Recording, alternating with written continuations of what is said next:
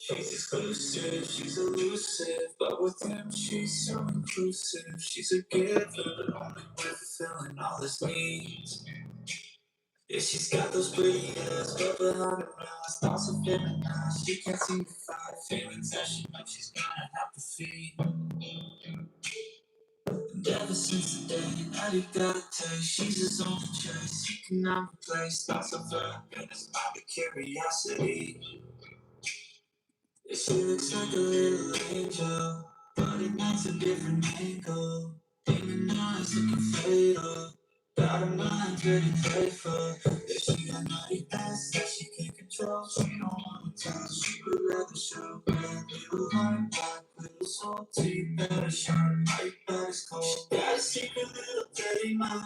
Good imagination in her mind. She don't like to waste any time. She's so creative when you cut the lights. She just wanna make them feel good. What's up? How are you? Feel good. You know how to make them feel good.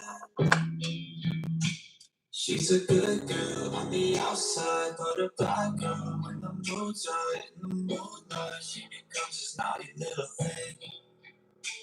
She's exclusive, she's elusive, but with him she's so inclusive. She's a giver, but only when fulfilling all his needs.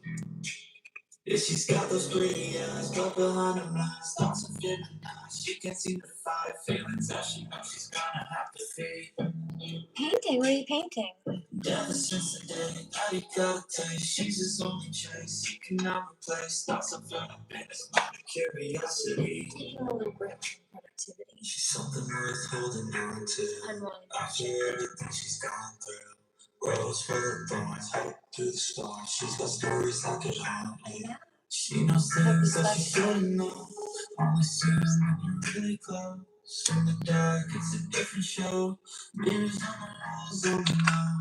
She just wanna taste the forbidden fruit. She can shake her eyes. She likes being used by someone she trusts. By somebody who exists with her as she used to you. You don't wanna hold her deep when she's telling you sheets and she gives them all you need to. Slowly on the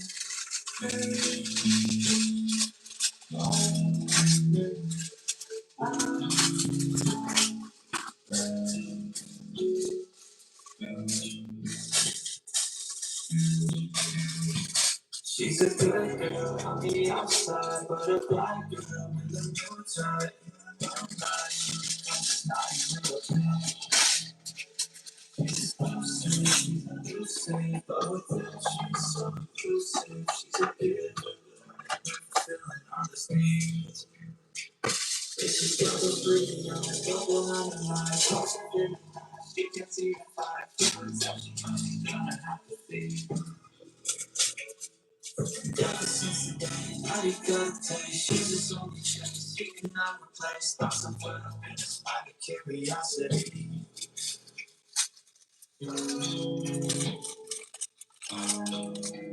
Hello, Canada. Welcome. One love.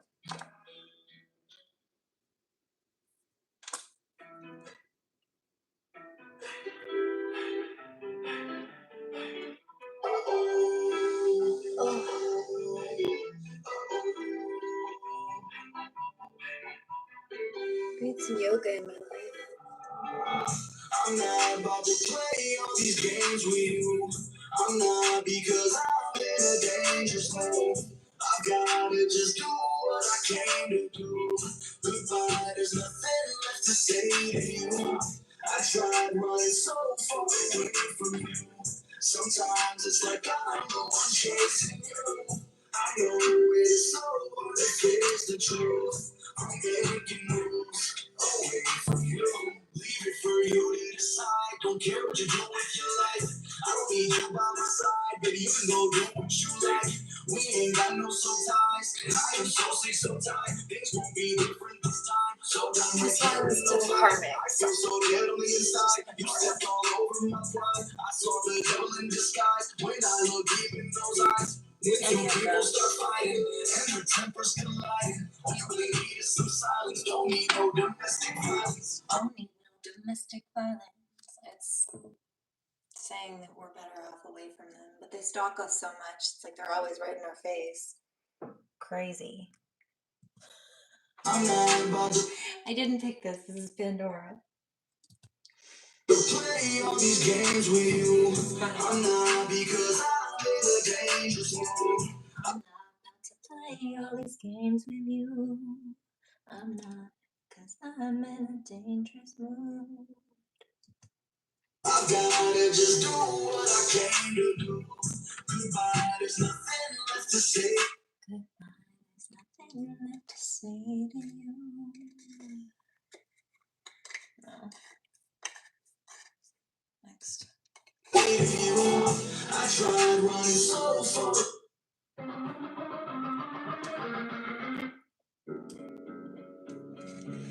Hi, how are you? Still have to get back to you, Dan. I haven't forgotten to write one page of that list.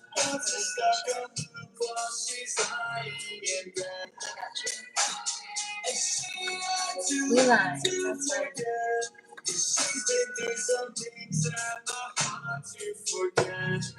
Hi, Lumi. How are you? She just wanna be left in a room alone. She's so tired of looking at things are fun. I just want to make sure you're back. No one gives to her, she's the only one home. She just wanna let go, she just wanna let go. She's got those eyes filled up so bright. She dreams, she fights, she hates long nights. The thoughts they hurt in the tree of the west. So she tries at night to work through it. And she lives inside of her head. Thoughts are stuck on loops while she's lying in bed. And she had to learn to forget. 'Cause she's been through some things that are hard to forget. Don't let go. You can make it out of that song. 'Cause you gotta get so. Don't let anybody take it from you. Okay, what color are you using right now? Curious. Or is there a main color spectrum? Is this one? What are you channeling? What's the color? Yes, I know. But what are all the highs without all the lows? The devil never says no. So push away the thoughts and make you wanna let go. She shouts out, but there's nobody around for the sound to hear it now. She can feel it like beating it calm. She settled down, stuck in bed while the demons surround. The silhouette of the thing she feels the most. It's a mind. Mind is filled with things that she can't seem to forget. She wants to spread her wings, so she had to learn to forgive herself for everything that happened to her. That it took some time to be comfortable in her skin. Inside of her head, thoughts are stuck on loop while she's lying in bed. And she had to learn to forget. She's been through some things that are hard to forget.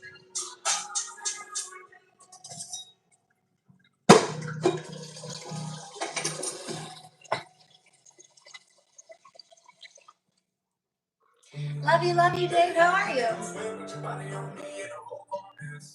Trying to get my foot on the pedal, but I can't slow down. But you're breathing on my neck. Trying to keep a hold on the wheel, but I can't be still. Baby, Oh, that's so good. See, I'm trying to get home, and I hope that we'll get to a race. See, I'm driving through the Alabama line to the 615 with a baddie and her legs on the dash. She be trying to put me on the highway. I can't even drive straight. Keep on playing with me, I'ma crash. Got the whole car going sideways, and I like my hydroplane if I hit it from the back. So she wanna give it to me my way. Take it back to my place, and I'ma give her everything she has.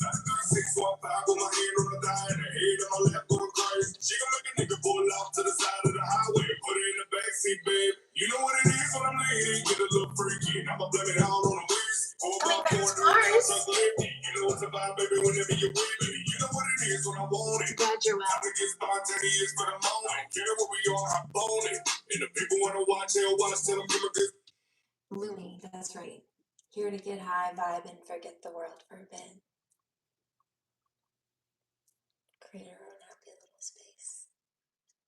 If you feel like you do not fit into this world, it's because you were born to help create. Stop every while I'm recording, and the shame of a thing is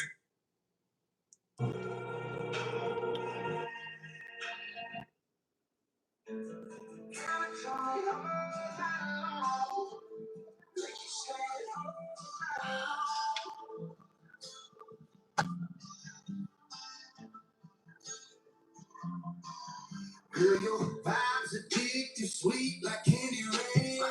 She's wrecking all your sails, and I can tell you like it. On par, Lumi. It was a long day.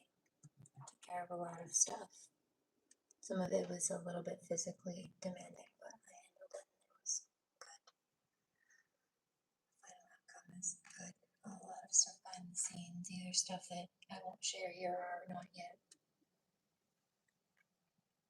But I'm also on day 2 of my moon cycle, so I'm ready for some gentle, chill vibes. Grand idea.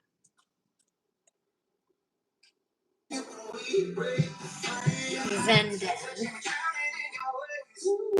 Say the word, I'm pulling up, no questions asked. Got a body like a blessing. Oh, when I'm stressing, yeah. Tell me how you want it, babe. No questions, no cap, you'll flee in the dark. I'm spark that fuse. Just drop it in my lap. I wanna feel your body, make it say, oh, honey. Give it to me all night long. 'Cause if I feel your body, I'll make you want me. Just let it all night long. I wanna feel your body, make it say, oh, honey. Give it to me all night long. 'Cause if I feel your body, I'll make you want me. Yeah, scream it all night long. Thinking about you in the lace, got my mind froze. You the type to make a king lose control. I wanna be the reason you don't ever need a break. Your body's a melody I replay. Yeah, say the word, I'm pulling up, no questions asked. Got a body like a blessing. Oh, when I'm stressing, yeah, tell me how you want it, babe. No questions, no cap, you flame in the dark, I'm spark that fuse. Just drop it in my lap. I wanna feel your body, make it say, oh, honey. Give it to me all night long. 'Cause if I feel your body, I'll make you want me. Yeah, just lay it all night long. I wanna feel your body, make it say, oh, honey. Give it to me all night long. 'Cause if I feel your body, I'll make you want me. There's a white moth on the window right now. I'm gonna get into the light. I'm dripping wet in my bed, doing 50 miles, kissing my lips. I'm all in, I'm all for you. Whatever you want, I'll do it for you. I wanna feel your body, make it say, oh, honey. Give it to me all night long. 'Cause if I feel your body, I'll make you want me. Scream it all night long. I wanna feel your body, make it say, oh, honey. Give it to me all night long. 'Cause if I feel your body, I'll make you want me. Scream it all night long.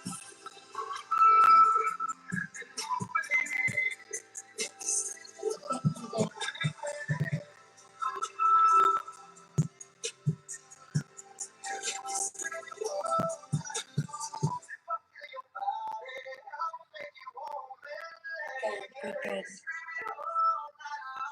I love that serendipity. It rained super hard here. He says perfect for a good nap to recharge. I love that. That's beautiful. Way to flow with the universe, man. Good vibes.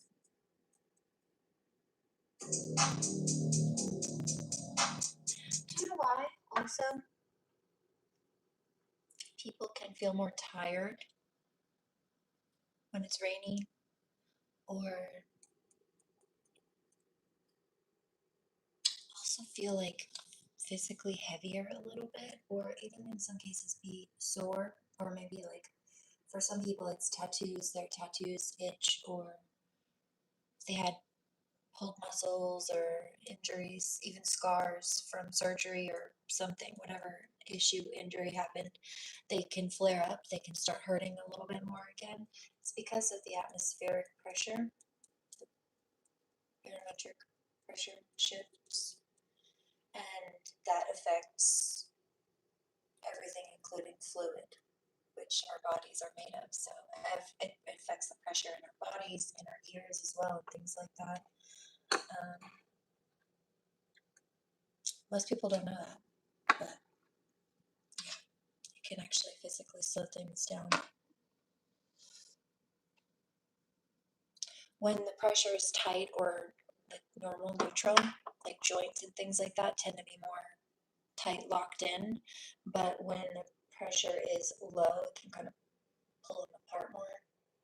And that's when things can be sore, kind of slow.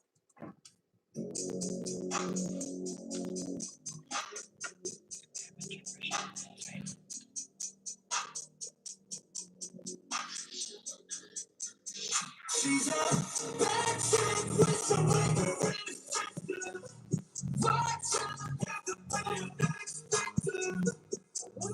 She's like a drug in your system. Ooh, I'm taking it up with prescription. Bad chick with some wiggle. Watch out, you could be an expector.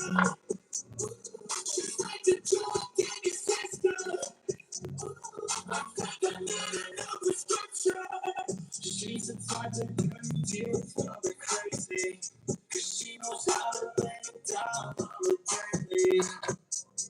She'll call you daddy, call her baby. Yeah, she's a different kind. Hello, how are you?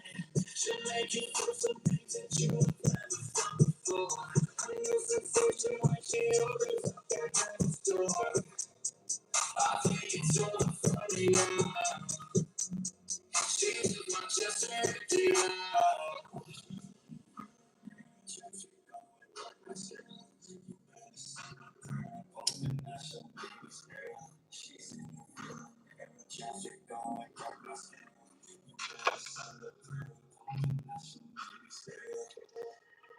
She's a bad chick with some record. What's up? Got the better expected. She's like a drug in your system. I think I need a new prescription. Bad chick with some record in your system. What's up? Got the better expected. She's like a drug in your system. I think I need a new prescription.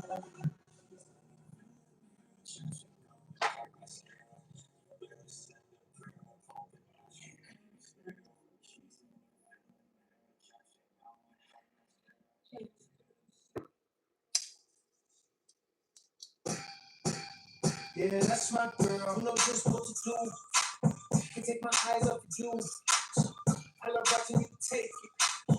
I love watching you taste it. That's my girl. You're my little angel. That's my girl. But you run me like hell. That's my girl. Baby, I'll take you. That's my girl. If you let me so, that's my girl. Thinking about the time you almost made my heart stop. I love my years, love is a work out. Doesn't matter if I'm tired, I'm sick, cool, real man, still wear pink and weed too. Good girl, look at you go crazy. Eyes on me when you smell my baby. Put your hands behind your back. I don't do good, but I'll give you a little smack. I can see the way that your booty on surfing. I like when you keep the same energy in person. You get a different type of nasty when you know it's all yours. I love it when you get on our floor. Yeah, that's my girl. You know just what to do. Can't take my eyes off of you. I love watching you take it. I love watching you taste it. That's my girl. You're my little angel. That's my girl. But you run me like hell. That's my girl. Baby, I should thank you. That's my girl. If you didn't know, that's my girl. Up there, we were headed to grow. She said, how could I forget this memory from her? I was like, you know, let your mind. Pussy got lit, so I wasn't gonna kiss you. You moved your words, they want me inside you. That's my girl. Nobody else doesn't like you. Keep going, keep going, keep going. There's a shadow if I say I love the way you think.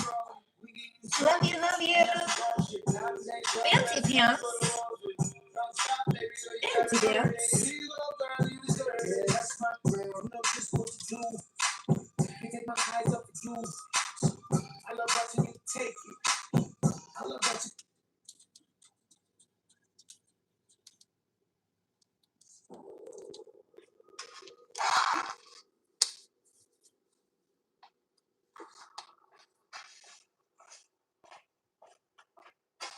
I don't know who I am.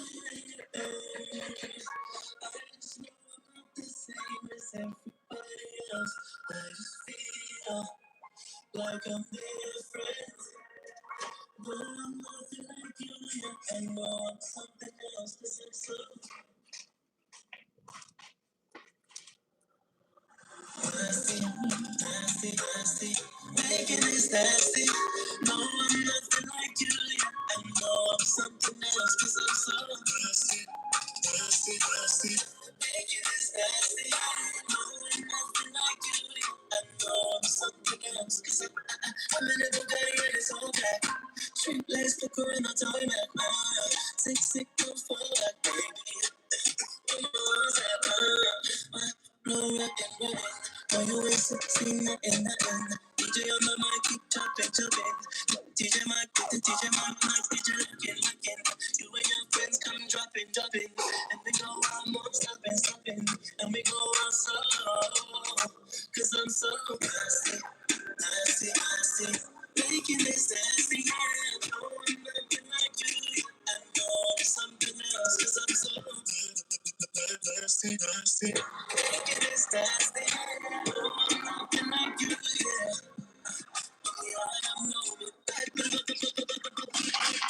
When you see me, let me go in my trap. I want in a trap, I'll trap. Stop on the mic, shut it up, my damn girl. Do you believe in love at first sight? Love at first sight. Tomorrow morning, me and pick it up, to go back home, to tea, I put you on them, girl. Do you believe in love at first sight? Are you believe in love at first sight? You know you want me, I go with you back, and your exes, I need you, and you want to go back home.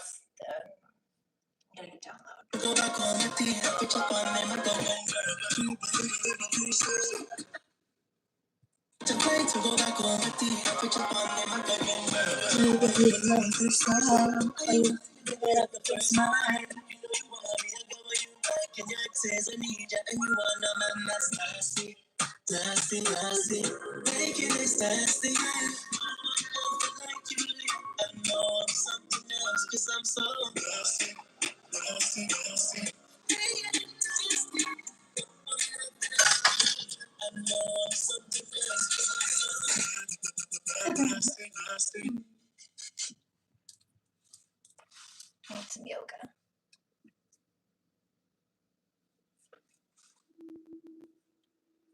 Some hip openers.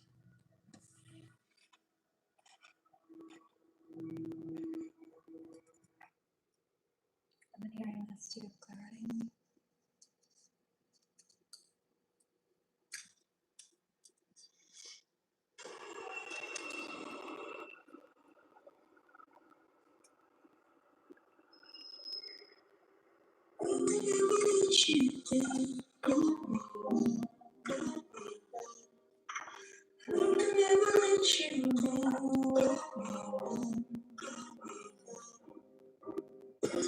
Dominoes falling like a domino on the road, and you keep your mama close.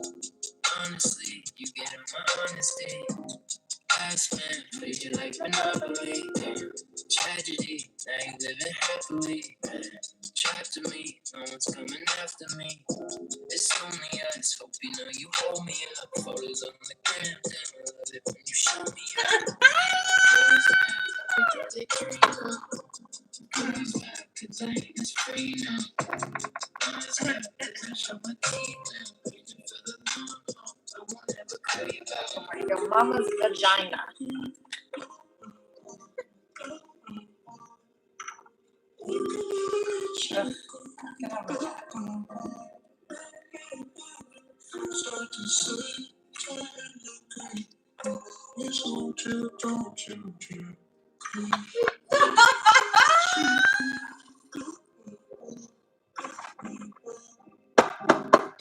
get over that. This ain't happened overnight.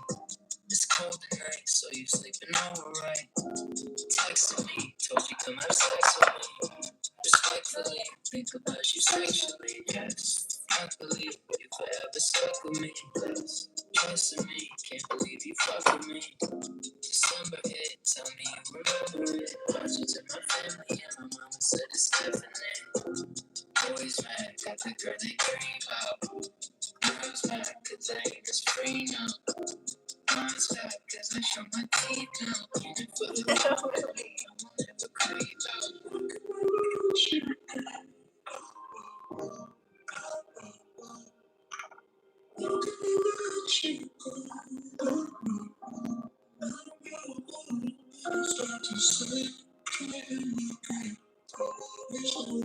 Singing love songs and smoking a bowl. Why is she performing witchcraft?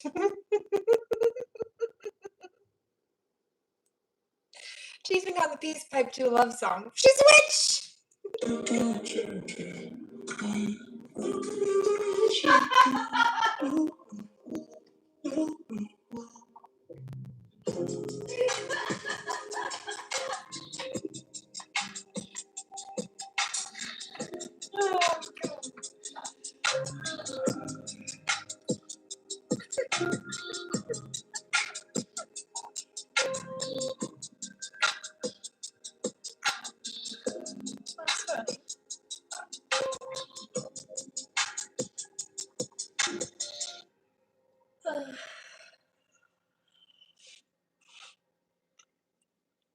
Was that an attempt at trolling?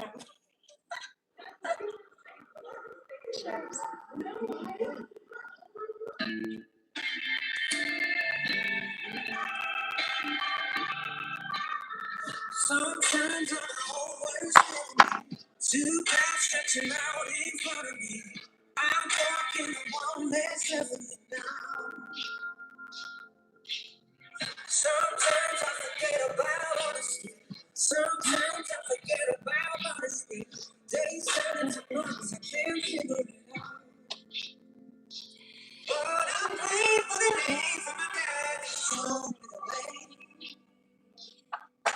So I wash my hands in the holy water, just like my father on your Sunday morning. Started again. Far too many times I got a warning. Just sometimes falling is the sweetest feeling. I did it again. Wash my hands in the holy water. One step at a time, we go steady. Two step in the club, there's no way to go. Foot in the sand, Lord, carry me now. Some days I be searching, some nights I be sinking to the bottom. Some nights I be thinking I'll never come down. So I wash my hands in the holy water, just like my father on a Sunday morning. Far too many times I couldn't warn you. Sometimes I'm falling is the sweetest feeling. I did it again.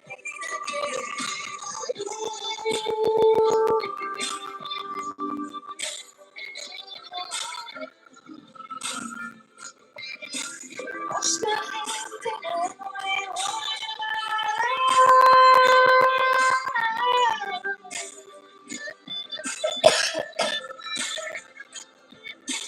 Wash my hands in the holy water. So I wash my hands in the holy water. Just like my father on a Sunday morning. Far too many times I got the warning that sometimes falling is the sweetest feeling. I did it again. Holy water, just like my father on a Sunday morning. The warning.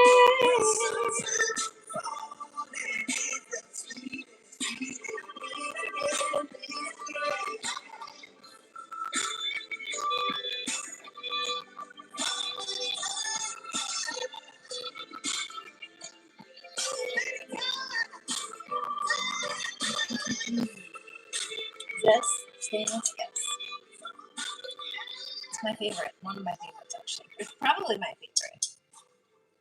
I've had it for a long time. It's probably the one I've had the longest so far. It's lasted for a long time.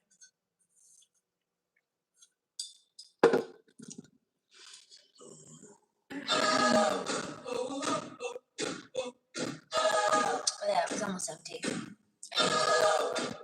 I need to refill it. For sure.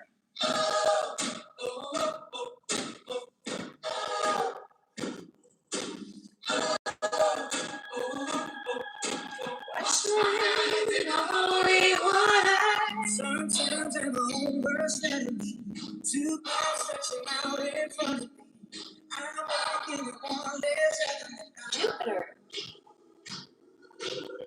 Sometimes I forget about honesty. Sometimes I forget about modesty. They say too much, I can't figure it out. But I'm grateful today for my daddy that showed me the way. So wash my hands in the holy water, just like my father. Oh God, someday, starting again.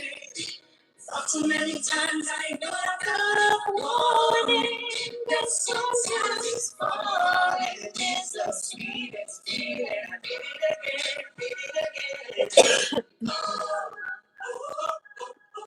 Wash my hands in the holy water. One step at a time, the ghost let it go. 2 steps in the club, there's no remedy. But step on the sand, Lord, carry me. Some days I've been sitting in the bottle. Some nights I've been sinking to the bottom. Some nights I've been thinking I'll never be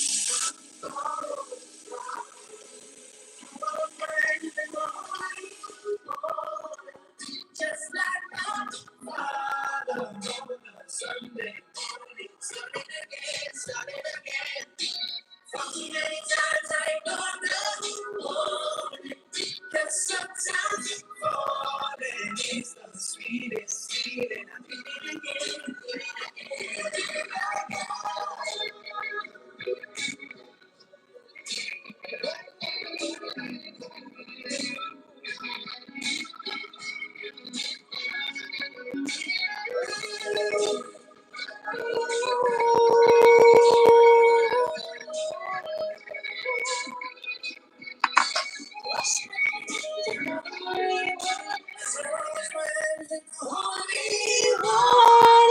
Just like my father on a Sunday morning. Got so many times I ignored the warning.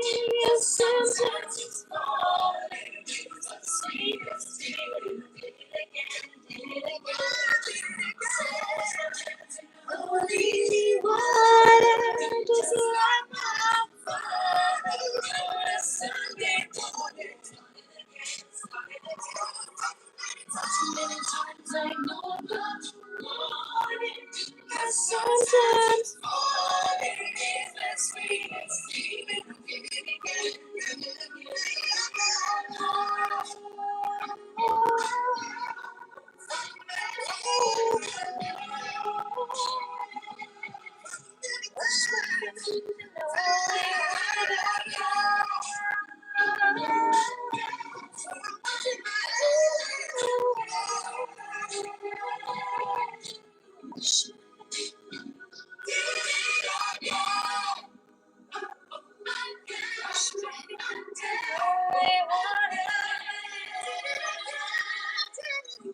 One love.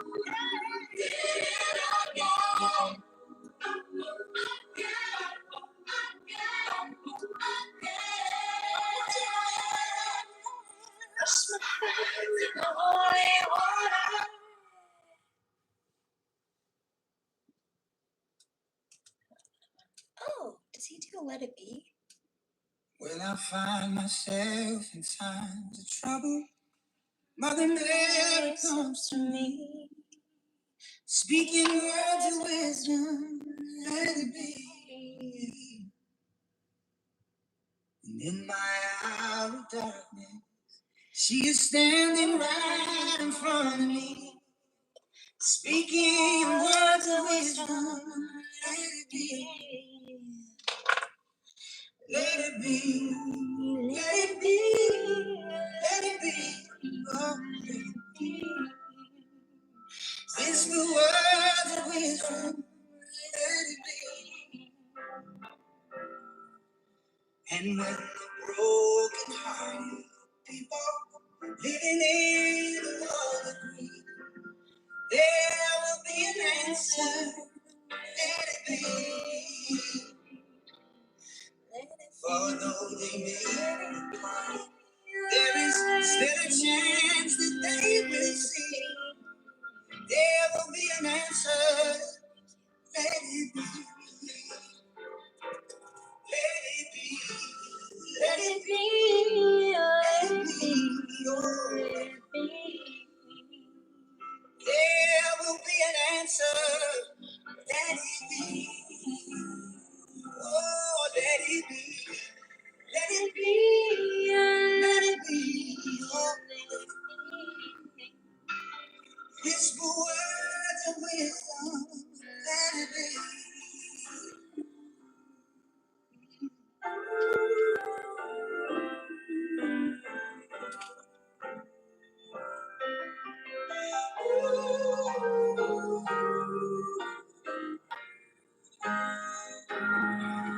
And when the night is cloudy, there is still a light that shines on me. Shine until tomorrow.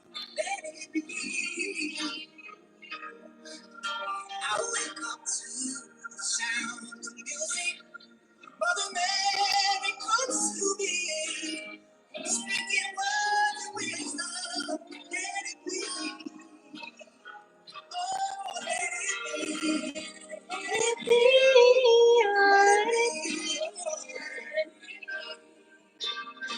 There will be an answer. Let it be. Let it be. Let it be. Let it be. Oh, let it be. Yeah, take the notes. Whisper words of wisdom. Let it be.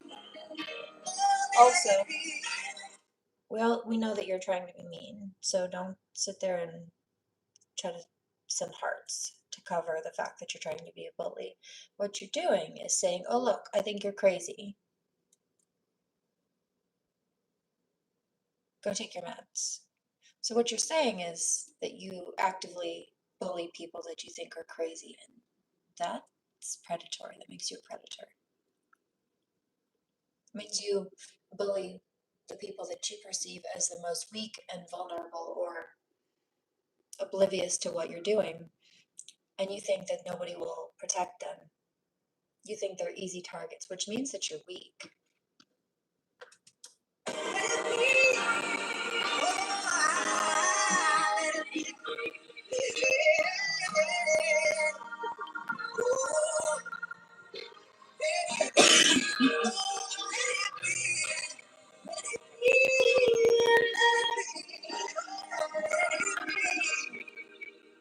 Whisper words of wisdom. Let it be.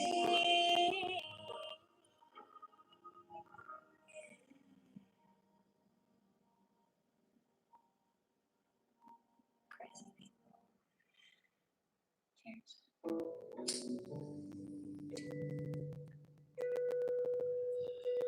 I like this song. Also kind of aptly timed. I didn't play this. This is just what I played.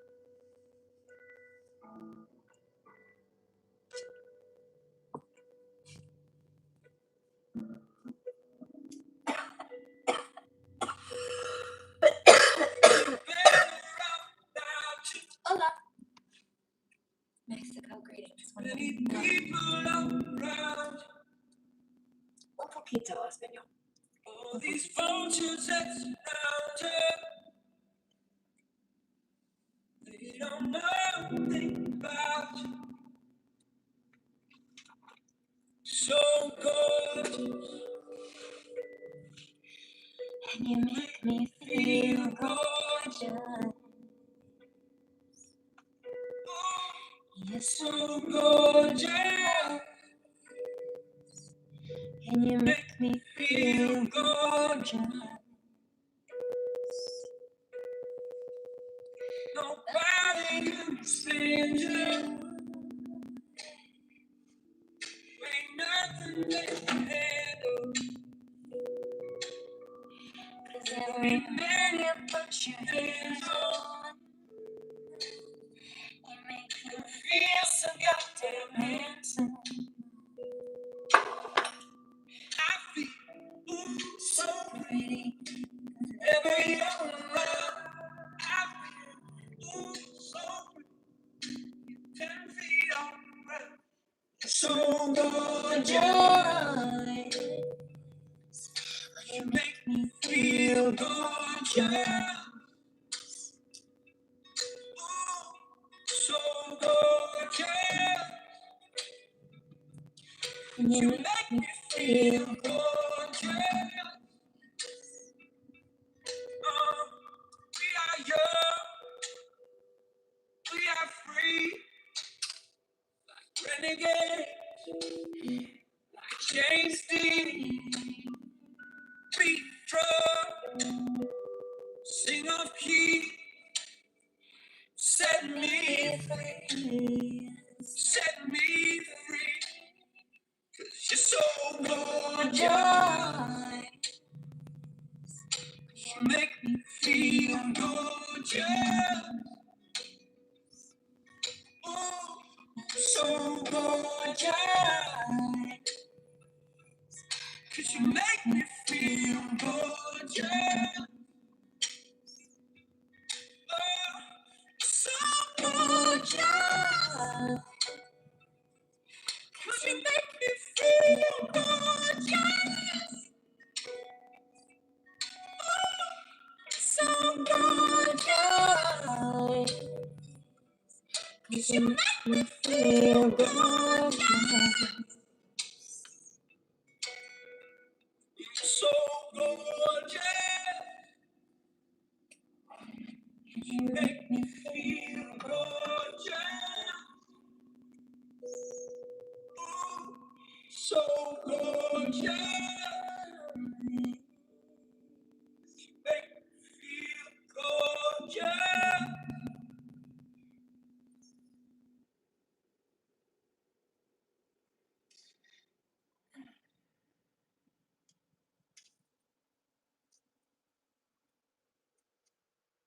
like this one.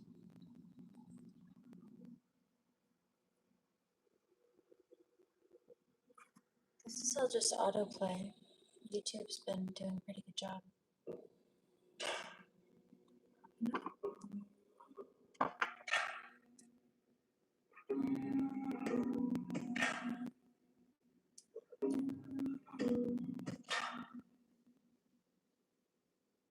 Always walking on empty. Is that the kind of way to face the burning heat? I just think about my baby. I'm so full of love, I could barely eat. There's nothing sweeter than my baby. I'd never want once from a cherry tree. My baby, sweet as can be. She give me 2 flakes just from kissing me. When my time comes around, lay me gently in the cold dark earth. No grave can hold my body down. Oh, baby found me. I was 3 days on a drunken sin. I woke with the walls around me. Nothing in the room but an empty crib. I was burning up a fever. I didn't care much how long I lived. Sweet dreams. Where I stood there, I thought I dreamed her. She never asked me once about the wrong I did. When my time comes around, baby, take me in the cold dark. No grave can hold my body down. I hold to her.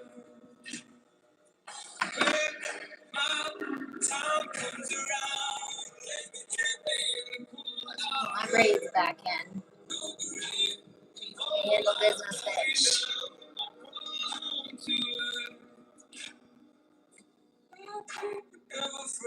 Pull out the Viking buns and battle braids. Don't play with me. If the Lord don't forgive me, I still have my baby and my baby would have me. But I was kissing on my baby and she could have looked down soft and sweet. In the moment that I was free, heaven and hell were the words to me. Well, time comes around, let me get in the cold down. Hold my body down, belong to her. Quick, now, time comes around, let me get in the cold down. No grave, hold my body down, belong to her. You know they don't want to do it, really, truly. They realize that you don't know.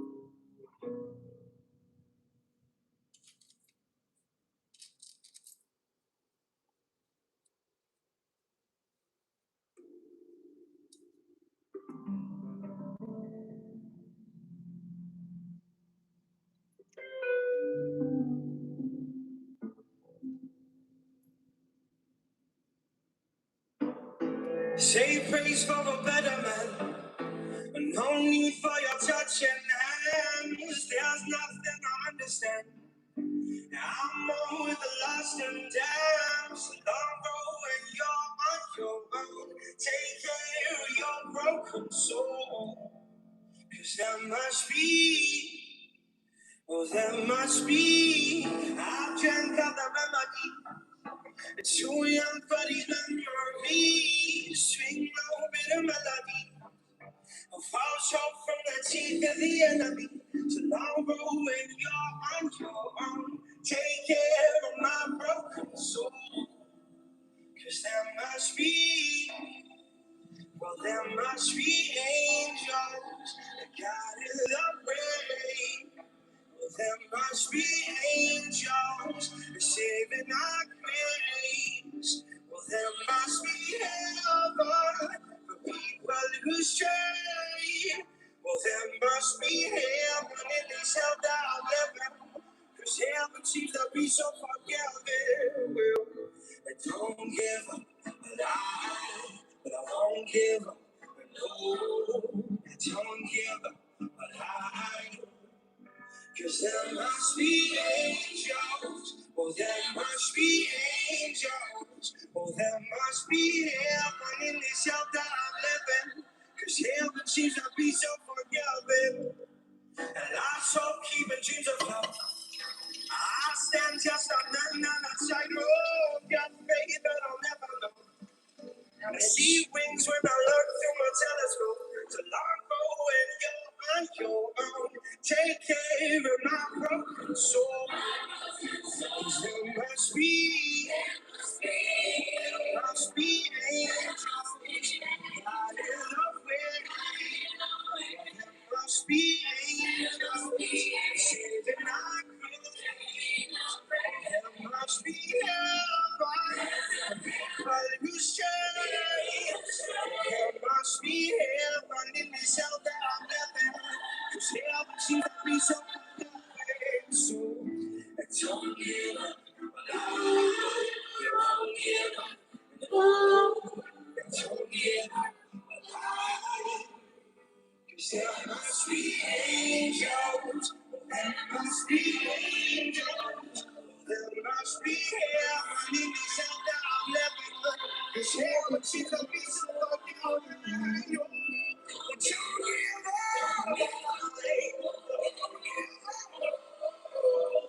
Don't give up.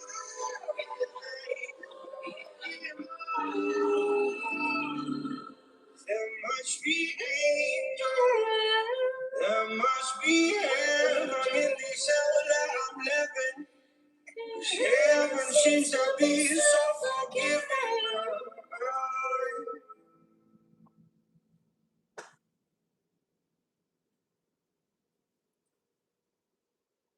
Crickets? Everybody went quiet. Not much to say anymore, huh? When the angel starts to sing. I'd fall so hard. Then my feet left the ground. Gravity don't make no sense when you're around. I come up against myself. Demons. When will the summoning begin? I guess not, right?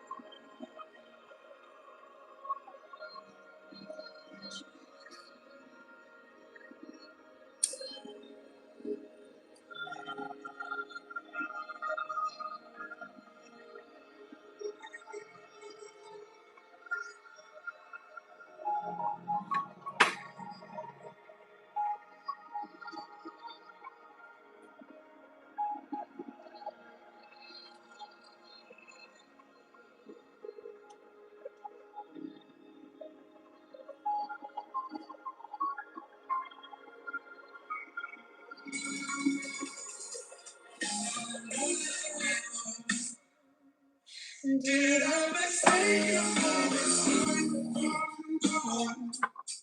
or are you really in the country?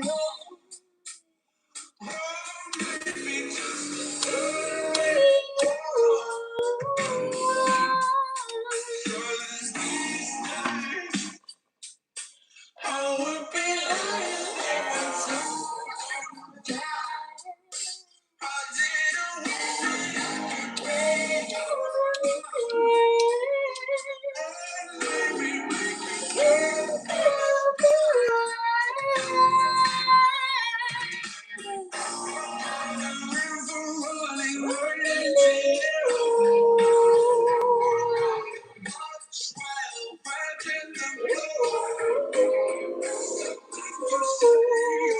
something you do.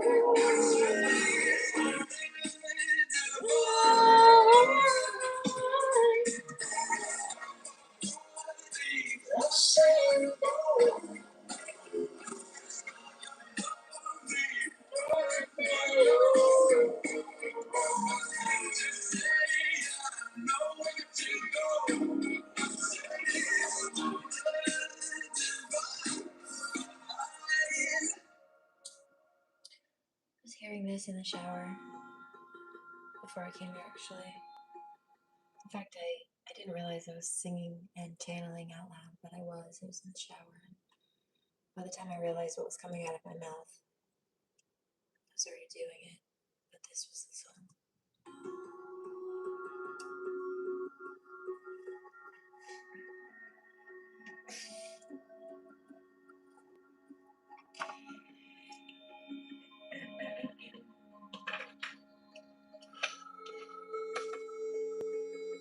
You're making chocolate syrup.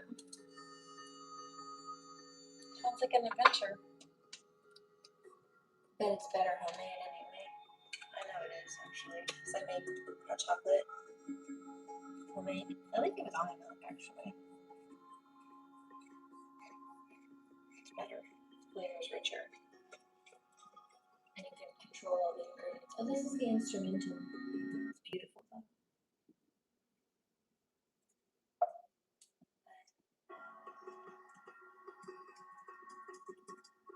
It was the lyrics I was singing earlier. Instrumental's really pretty, though.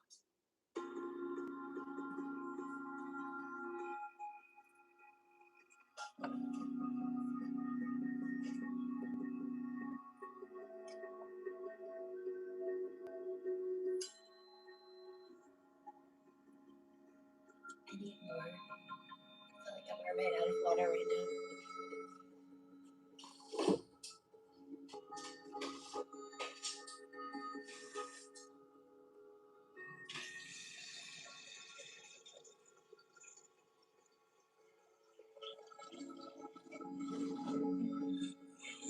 Listen, just as my phone starts to fade, losing this war of attrition.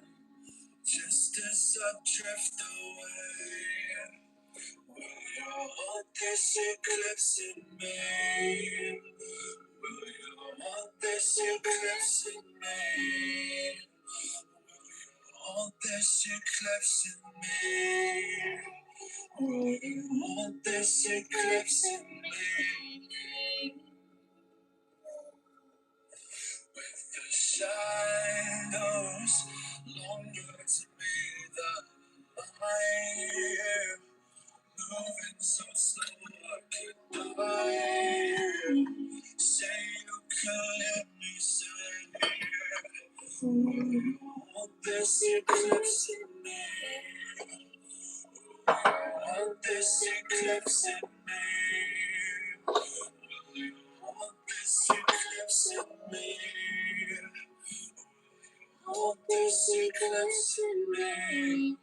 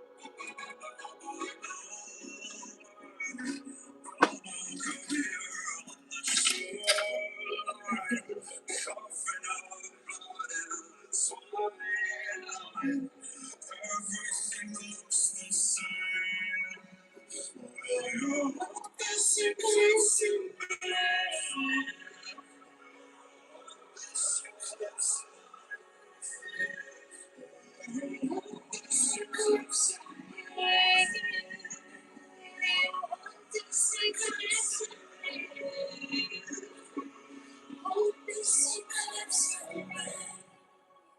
Will you hold this eclipse in me?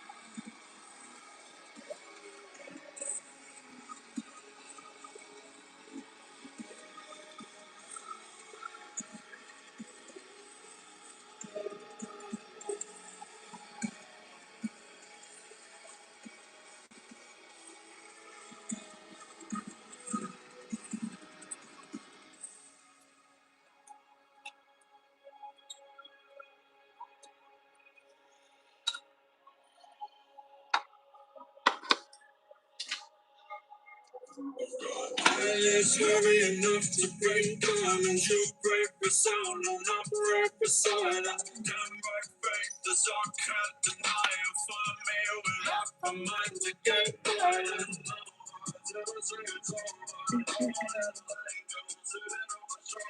We reach the edge of a blade on time and a place. Pushing up, I can let go. Sing, sing, and for.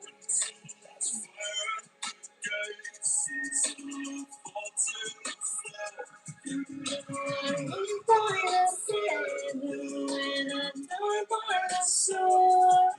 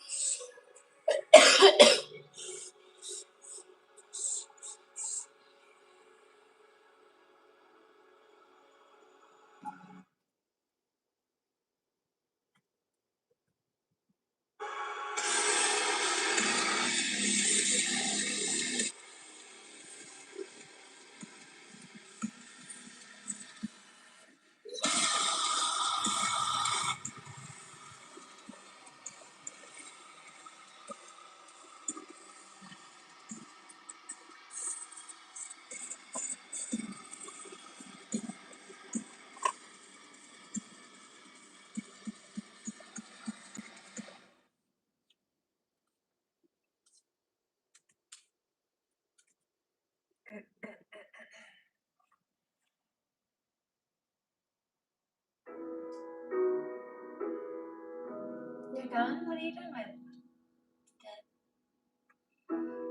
Didn't know I'd so hard. Then my feet left the ground. Gravity don't make no sense when you're around. I come up against myself when demons in my head get loud. I don't know how you do it, but you turn them down.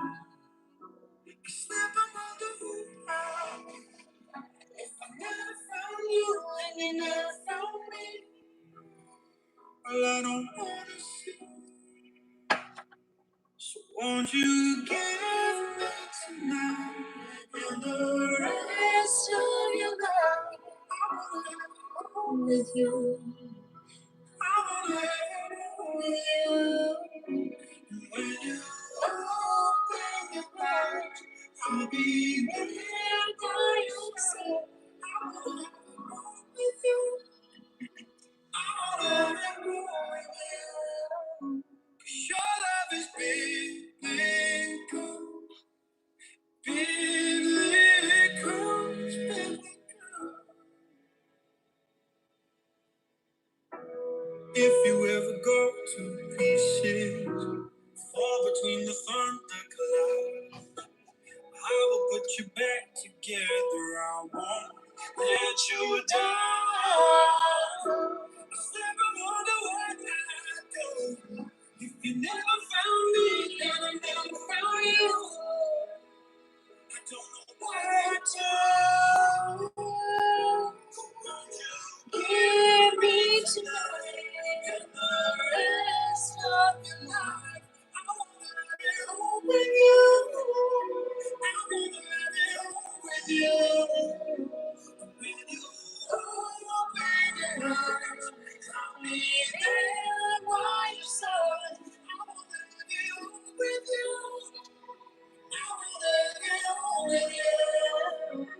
I wanna live it all.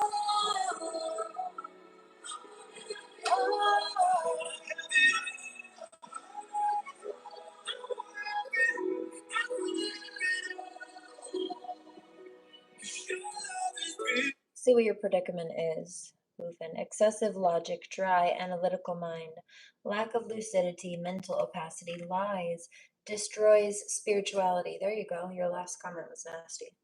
Against the principles of morality. We've already established what kind of person decides that trolling is the best thing to do with their time. And the best way to treat others, not somebody who's stable or well.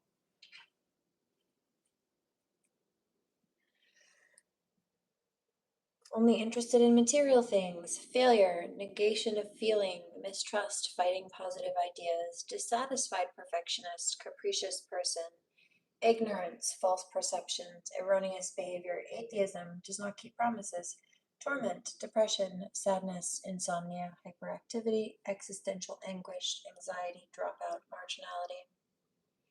Prophet of misfortune, unhealthy and misleading spirit, so you're unstable.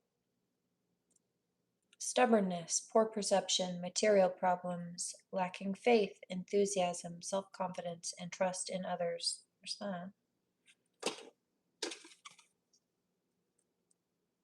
Discrepancy between body and spirit gets lost in abstraction. Science without conscience, difficulty expressing knowledge.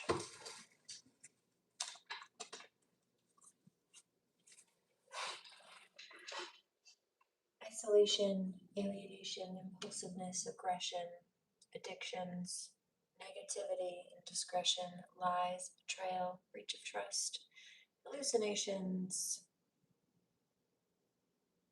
deceitful practice, wild imaginings, confusion between dreams and reality, phobias, scaredy cat. So,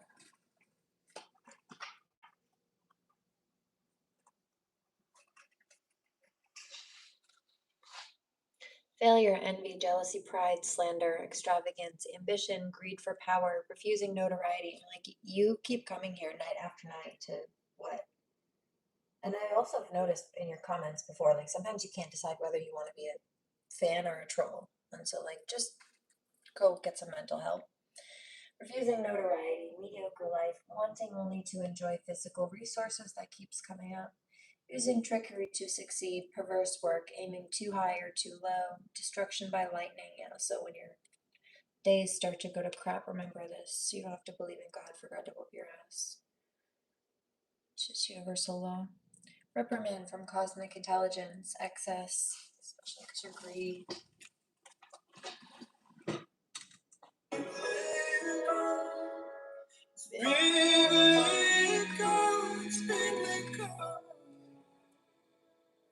Won't you give me time and the rest of your life? I wanna have it all with you. I wanna have it all with you. So come on with me tonight. And the rest of your life. I wanna have it all with you. I wanna have it all with you.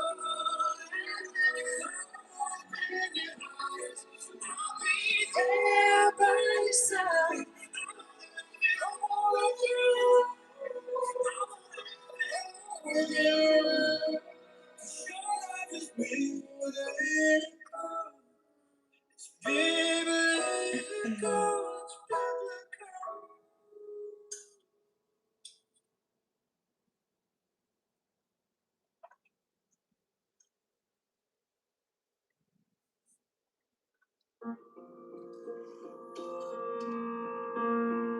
I'm so full of water, but it's so good. I needed it. There goes my heart, baby, 'cause you are.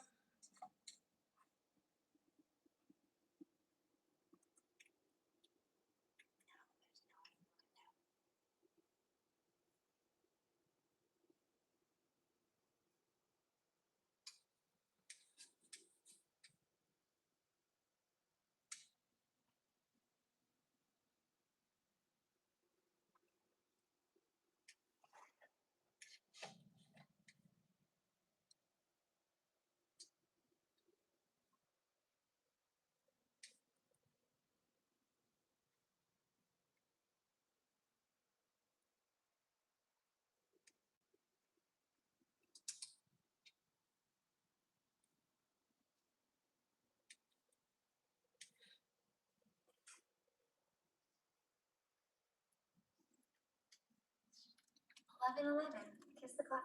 Make a wish.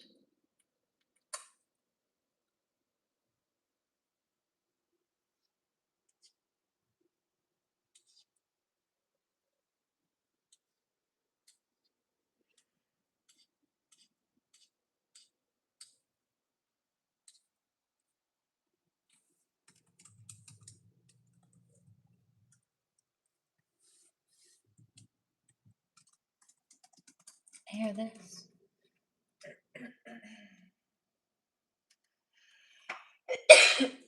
In less than 1,000 tribulations to go. Heartache. I've been walking hard. I've made a mess of me. The person that I've been lately ain't who I want to be. Wait, can you... Were you just talking about the rain? Who was talking about the rain? Sleeping with the rain? It was you, Serendipity. I didn't say it, but I was going to say I love the rain. I love sounds of the ocean also. When I sleep, rain, ocean are lovely, but I really like spring peepers. I love the sound of the peepers. Peep.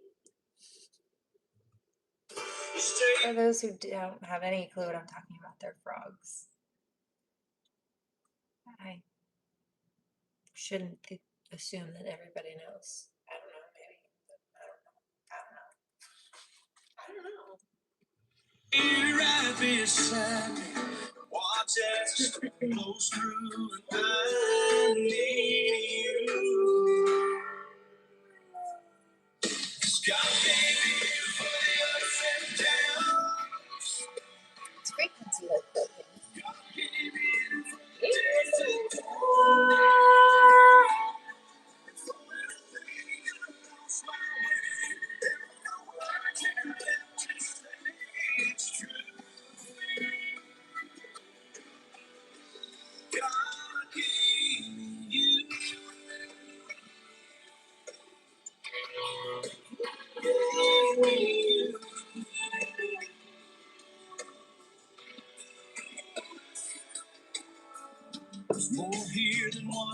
see. In my life, you know the danger of somehow for me. You always be love's great one. I'll be the flat fool I need.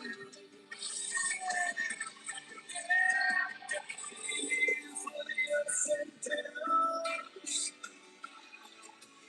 God gave me you for the days and the times. I lost my way, and the words you meant to say.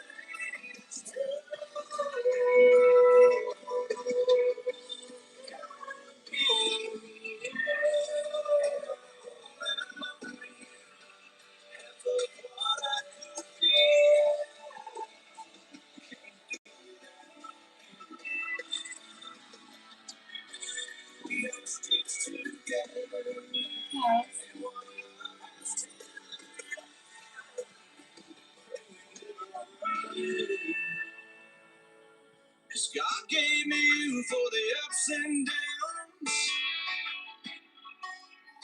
God gave me you for the days and downs. God gave me you for the ups and downs. God gave me you for the days and downs. For when I think I lost my way, there were no words here left to say.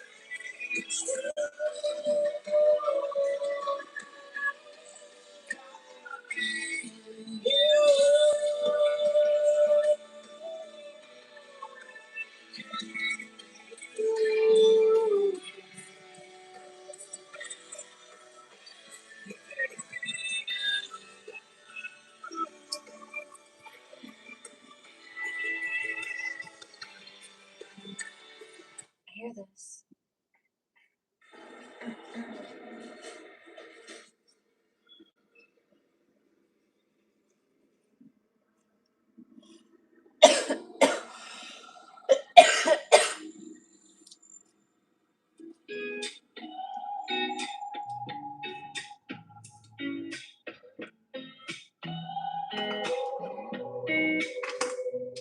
She always said if something ever happened to me, she would never fall in love again. What a waste. We always said we go together. If I'm just half of her forever, this goes out to whoever takes my place. She don't get sisters, no money, that's a little coffee, and let her sleep late. She knows home is her favorite restaurant. Don't you dare come home with him.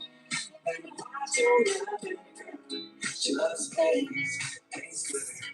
You better shave before you kiss her. And if she ever misses me, please don't let her. She's insecure about her legs, right? Something wrong with her hair, right? Just tell her she's crazy.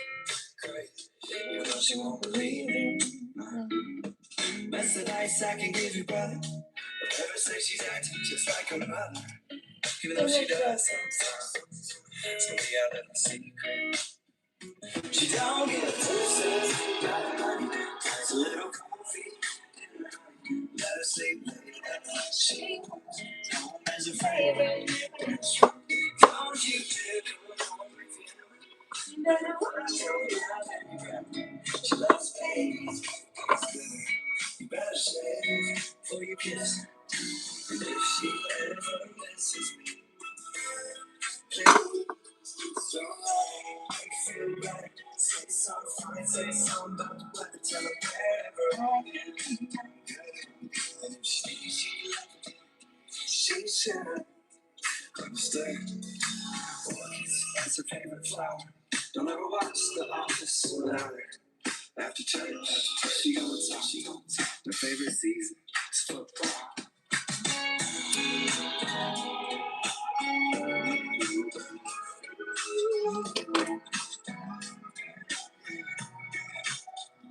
She don't give two cents about money, nice little coffee. secret as she wants. Home is your favorite restaurant. Don't you dare go home if you haven't. Let me watch your life and you got me. She loves pain, it's clear. You better shave before you kiss her. And if she ever misses me, please don't let her.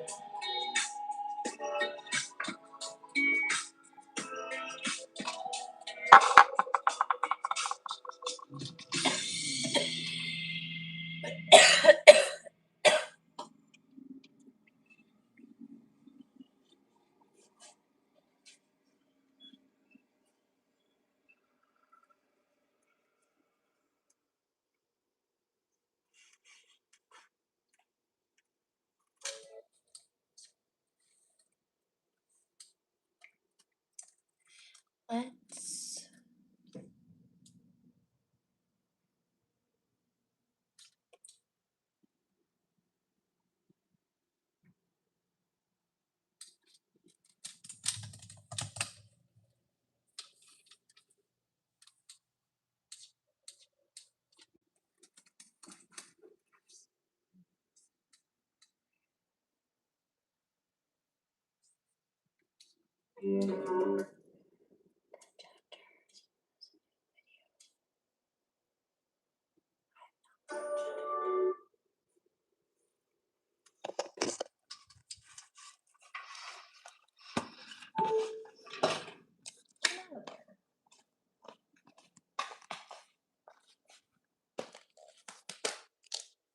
My yoga swing also. Actually, in a little bit. I need to stretch. This is that chapter. Mom realizes cops are about to find her. Oh dear, this is terrible. Oh dear, her daughter's body. Is she the murderer? Oh, this is awful. Hey you, and welcome. My name is Mike, and in this old video, a mom named Martens. Now, she's not exactly what I would call a good mom. A Rottweiler would give you better odds, to be fair. She was awful, she was evil, and when she met another evil, it was like evil squared. What happened in an Albuquerque apartment is as horrifying as it gets. Breaking Bad can shove this up its hole. Before we continue, Big Dog, this video does involve a child, so, warning on that, offenses against children, so heads up. And you also might want to put your screen at the end of this one, so heads up to your screen too. I think I want some music right now. 11:22. Yeah, let's do some other stuff. Let me bring my candle over here too. Hi, baby. Hello, pretty boy. Oh, you look so sleepy. Did I wake you? Sorry. You look so sleepy. Look at your sleepy eyes. Sleepy little sleepy eyes. Oh, so cute. Can't help it. Little monkey. Hold on, just a second.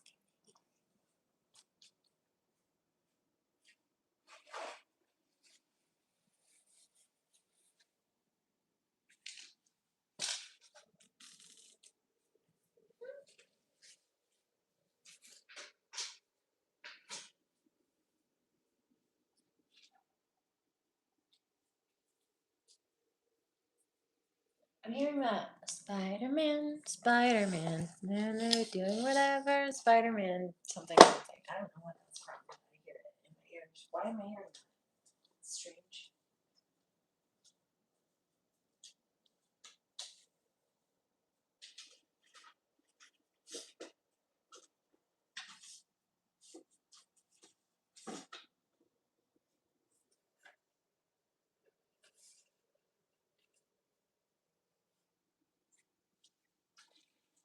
Also, hold on, I need a second to find this deck.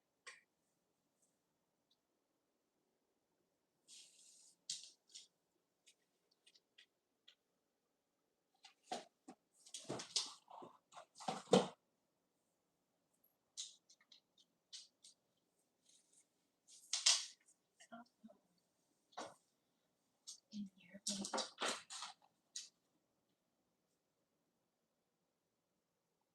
Where is it, baby?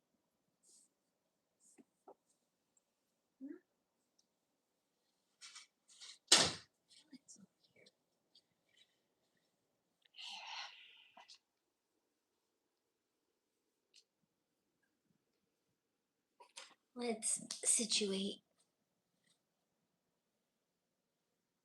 first. I see this one deck in my mind's eye.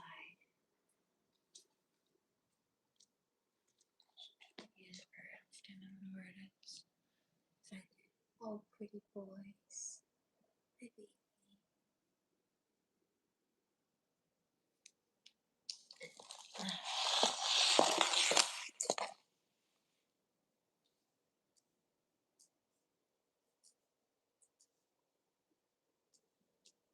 Spider-Man. Is it a baby?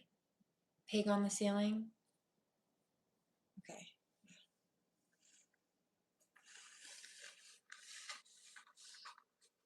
I've been melting over the little babies lately.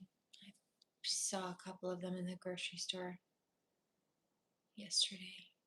So precious. One was like 2 blonde hair. She was so beautiful. Little bun. The other one had really dark hair. She might have been like 6 months old. Chubby little cheeks. Oh, so cute. Oh yeah, that song. She loves babies. Okay, got it. Because I think that you said, what is a Peter? So The Simpsons.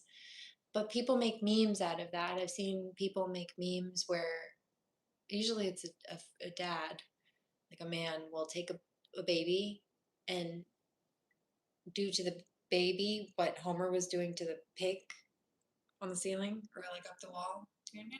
Like make the baby climb the wall. Make the baby climb the wall. She's really just holding it up. But yeah, I think there, yeah.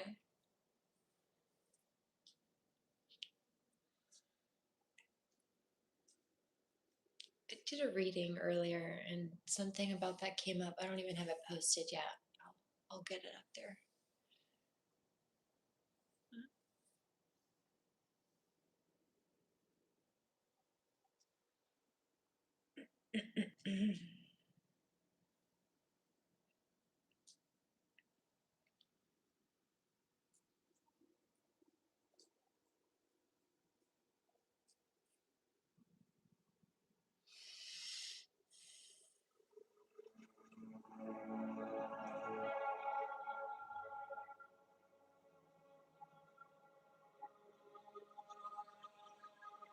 I don't really like the videos that I've seen. Usually, I always feel like it's just a little sketchy to see people do that to little babies sometimes.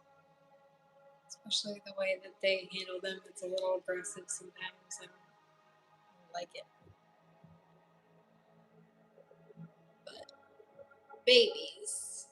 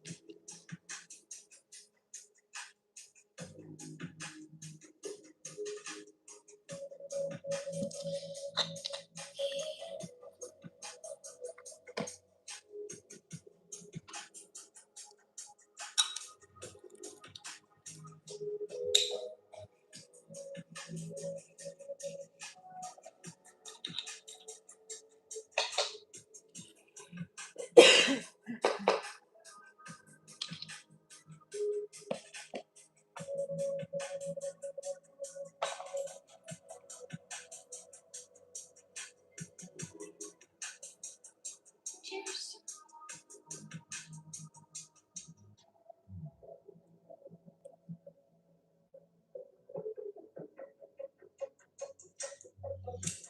I don't like that very much, serendipity.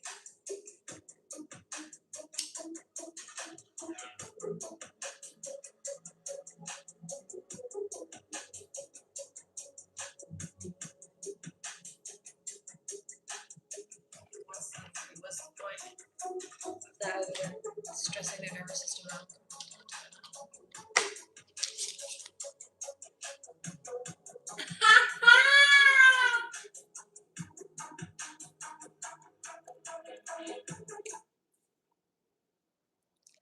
I was just picking up babies.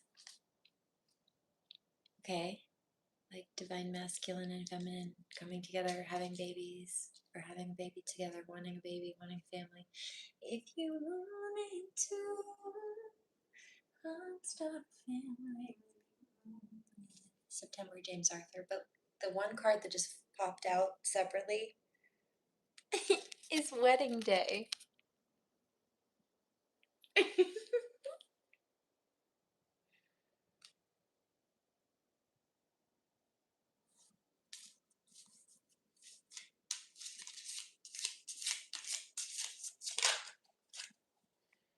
Breaking free from anything or anyone that was trying to hold either of them back or away from each other.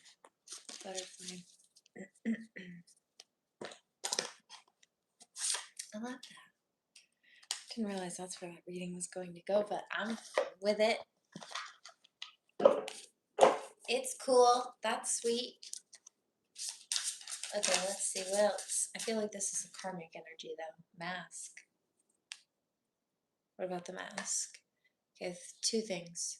These toxic people were wearing masks to try to convince people that they were either decent or to hide their toxic tendencies or both.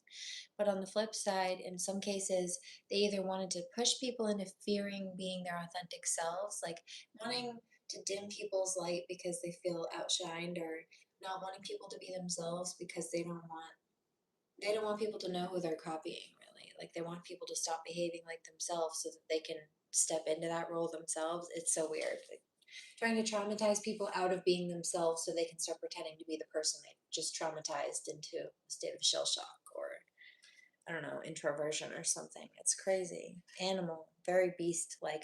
Oh, I heard a divine masculine. I was saying earlier that these karmics were like beasts, like this one of these karmic female copycats. It's like a wildebeest. I laughed when I heard that. Right. That's right. Oh gosh, that's funny. Oh, the twins. Okay, right. So they were trying to come between and separate the twins, or like stress them out or make them so fearful to be themselves that they were wearing masks, like the twins. And so they didn't actually align with each other because they were too afraid to be themselves and recognize their own reflection. But on levels, I think that, I mean, that really backfired anyway, because while, yes, they recognize each other's natural open authenticity, they also recognize each other's like pain, fear, wounds, and like what might put up a defense that someone might perceive as a mask, or why, you know, each of them may put up a defense that someone else might perceive as a mask. They're able to see it, recognize the cause of it, at least to some degree, if not entirely, and also see through it. Hold on. There's a song, something about like you're your own worst enemy and you think you think no one sees, but I do because I'm like that too, or something like that. Hold on. What is this?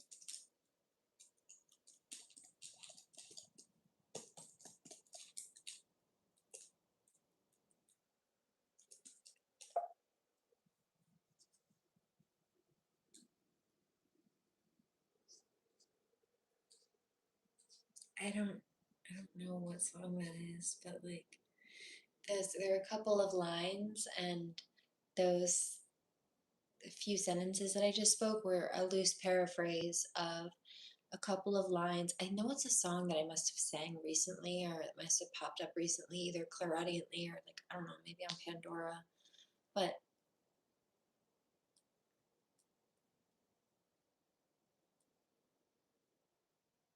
it's the message in that, paraphrased. he's saying like you hide, or you're your own worst enemy, and you think that nobody sees, but I do because you're like me, or I'm like you, or something like that. So he's like, we understand each other, really, we're compatible. Even if no one else understands us, we understand each other. Just give or take a few words. I don't know what it is, but that's the message in the song. It's like a paragraph. But I did just hear this one. And I can place that.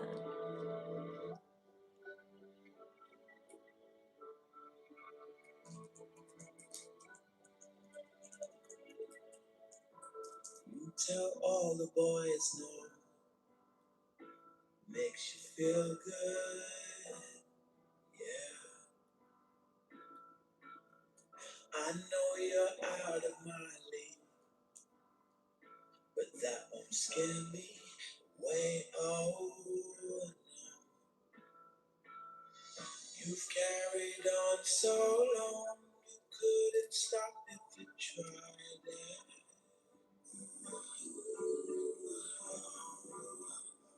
You built your I found wall it, I so think. high that no one could climb it.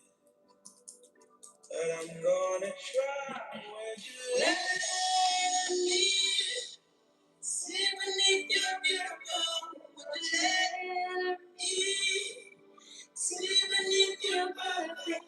Take it out now, girl. Take it out now, girl. I wanna see inside. Would you let me see beneath your beautiful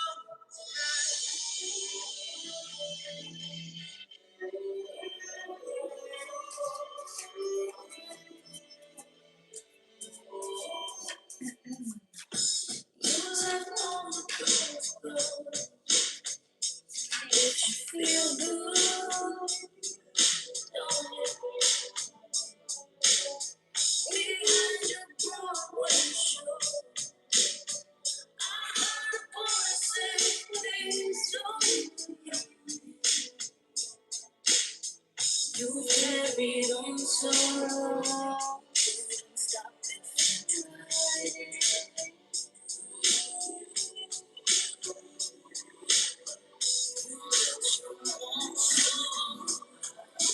No one can claim it. Try to let me see beneath your beautiful. Would you let me see beneath your perfect? Take it out now, boy. Take it out now, boy. I want to see inside. Me see beneath your beautiful.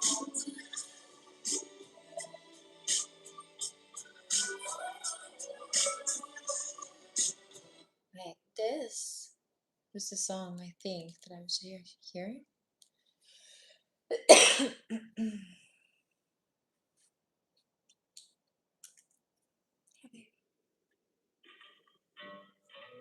No, that's not it.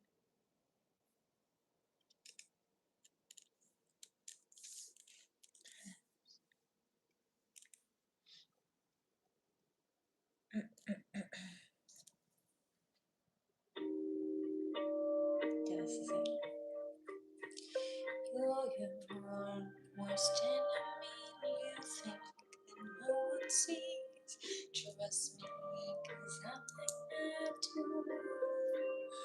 You laugh at all the jokes, even the ones you know funny.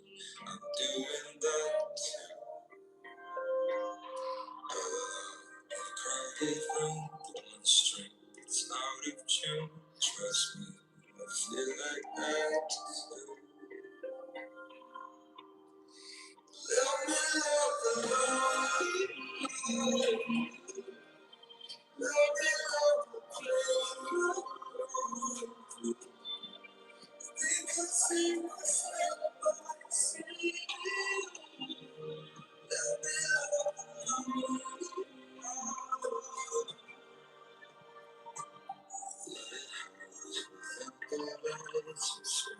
Without your eyes, I do that too.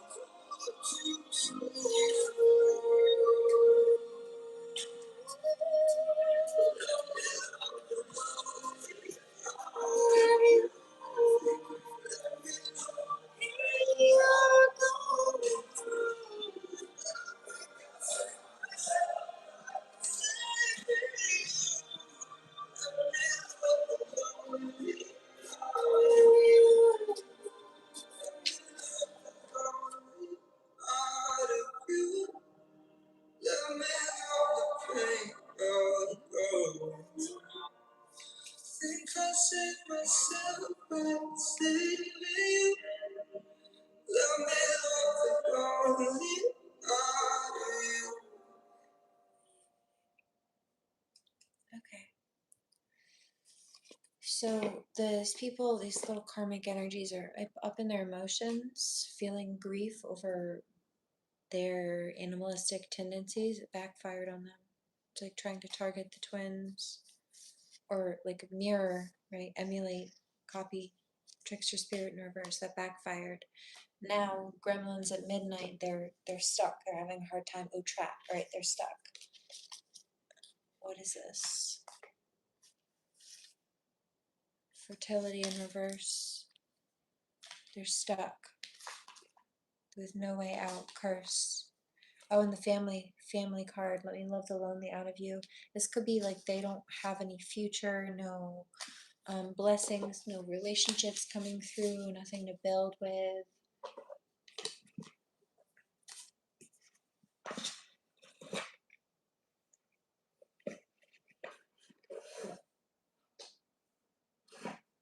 But it also is that they wanted to block that for others. 1142, that was a no. Oh, we already did this deck. Did I not? Yeah, I did. Third wheel, karmic, breaking free from these karmics that were just throwing shade, being nasty and hateful, that's all. Sort of jealousy. Lies detected, it was just fabricated. Sort of jealousy, burning bridges, villain vibes. No, they were toxic. One more. Fantasy world, they were just up in their head, delusions.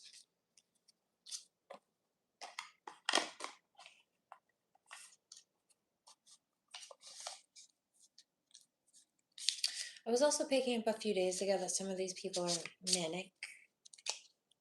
Like they were retaliating against some of us, and it was just in a state of psychosis. They were disturbing the peace, trying to disturb the peace.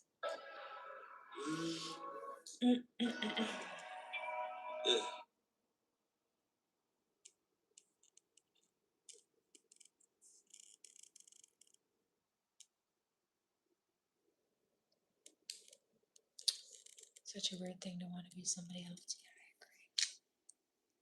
But if they don't like themselves or know themselves.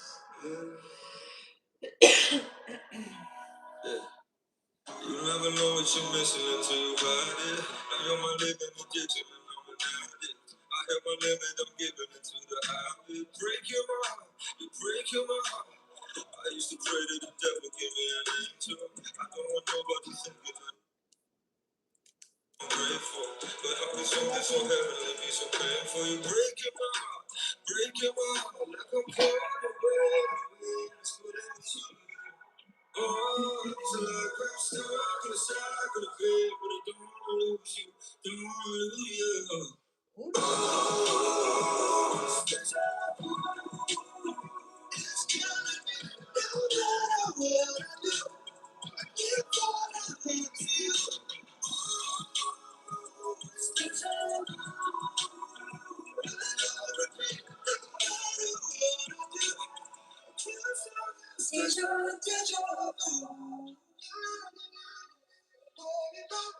You can never do it to the old. You're alone without you control it. You can keep it secret, cemetery. Can't say the word. I don't know why I know my life like to that time. I just need a taste. And the red wine and the black lights from you from the stick. I'm on one time and you trying to die every day. You fuck me up. I can't get enough of you. It's killing me. No matter what. Keep running back to you.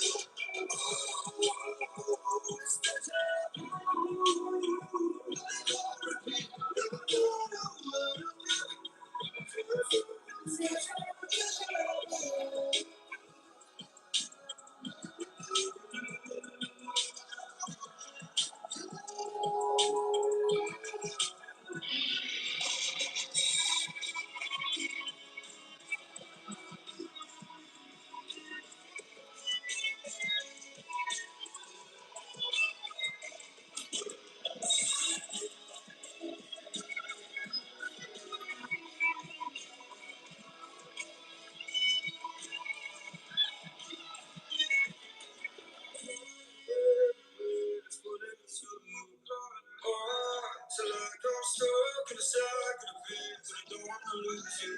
Don't wanna lose you.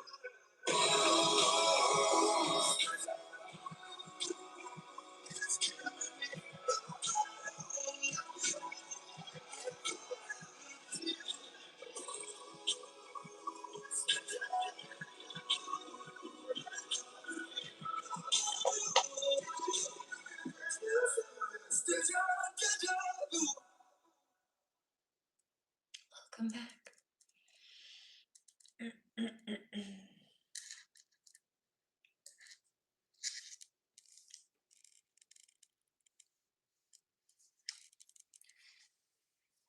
Oh, yeah.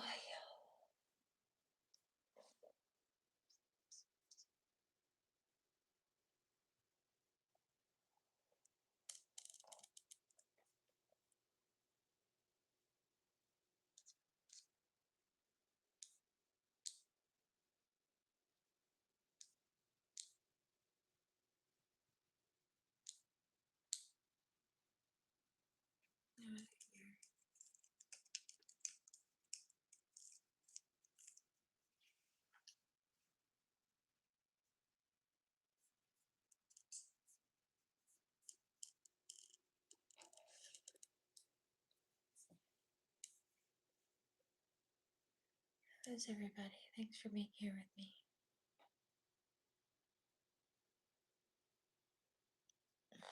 I'm not really hungry, but my blood sugar doing a thing. Oh, okay, that's why I'm so thirsty.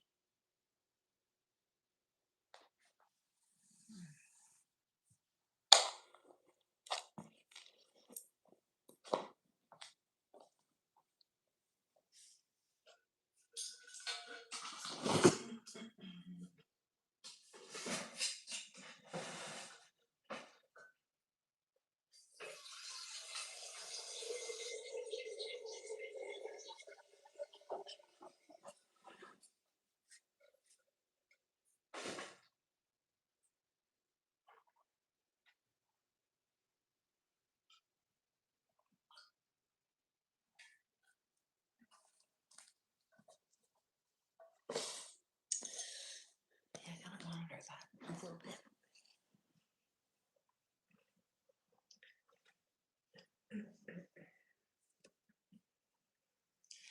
Give me a bowl pack or two, I'll fix that.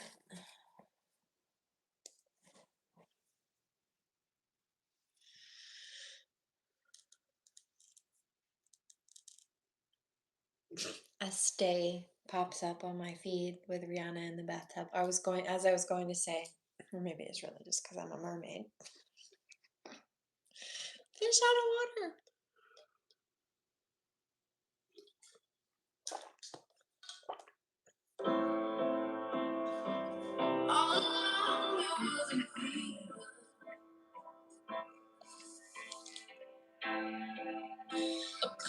swear I had the lever. I threw my hands in the air, said, show me something. She said, if you dare, come a little closer.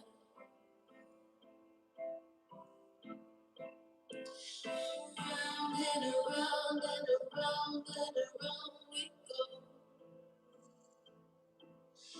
Oh, now tell me now, tell me now, tell me now, you know. Not really sure how to feel about it. Something in the way you move makes me feel like I can't live without you. It takes me out the way. I want you to stay.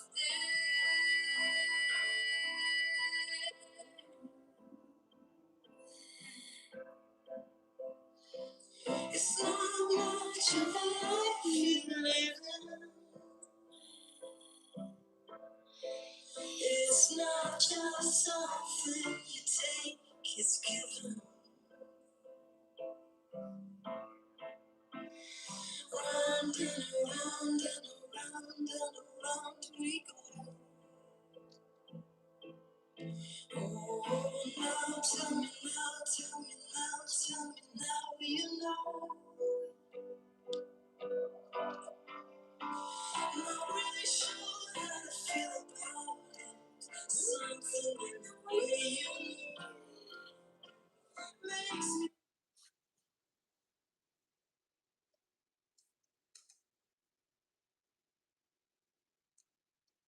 Hello.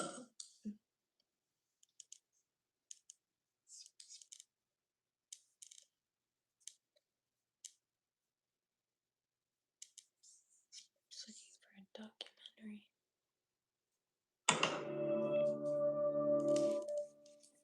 Like that, maybe.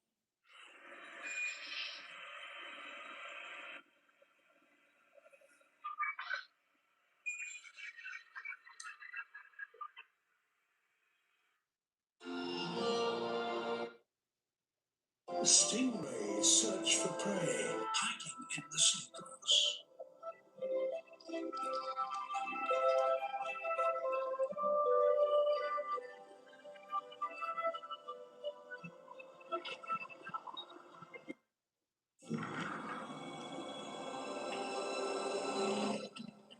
It is the largest and most terrifying predator on Earth.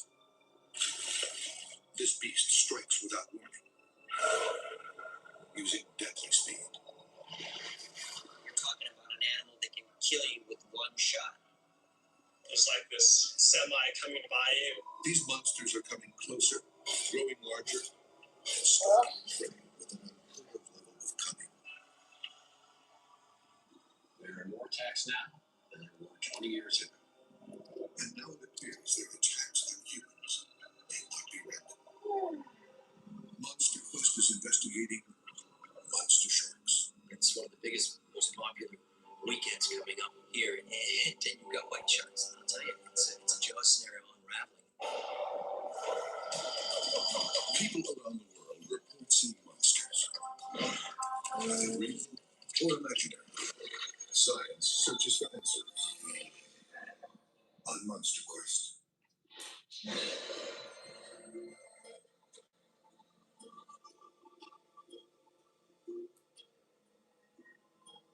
America is surrounded by thousands of miles of coastline, and every year more families move to these communities. What many don't know is that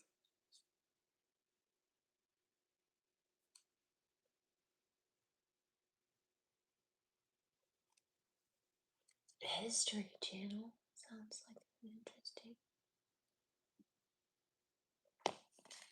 Centuries ago, mysterious sea serpents and mermaids were believed to be hidden in the world's vast oceans. They captured the human imagination for ages.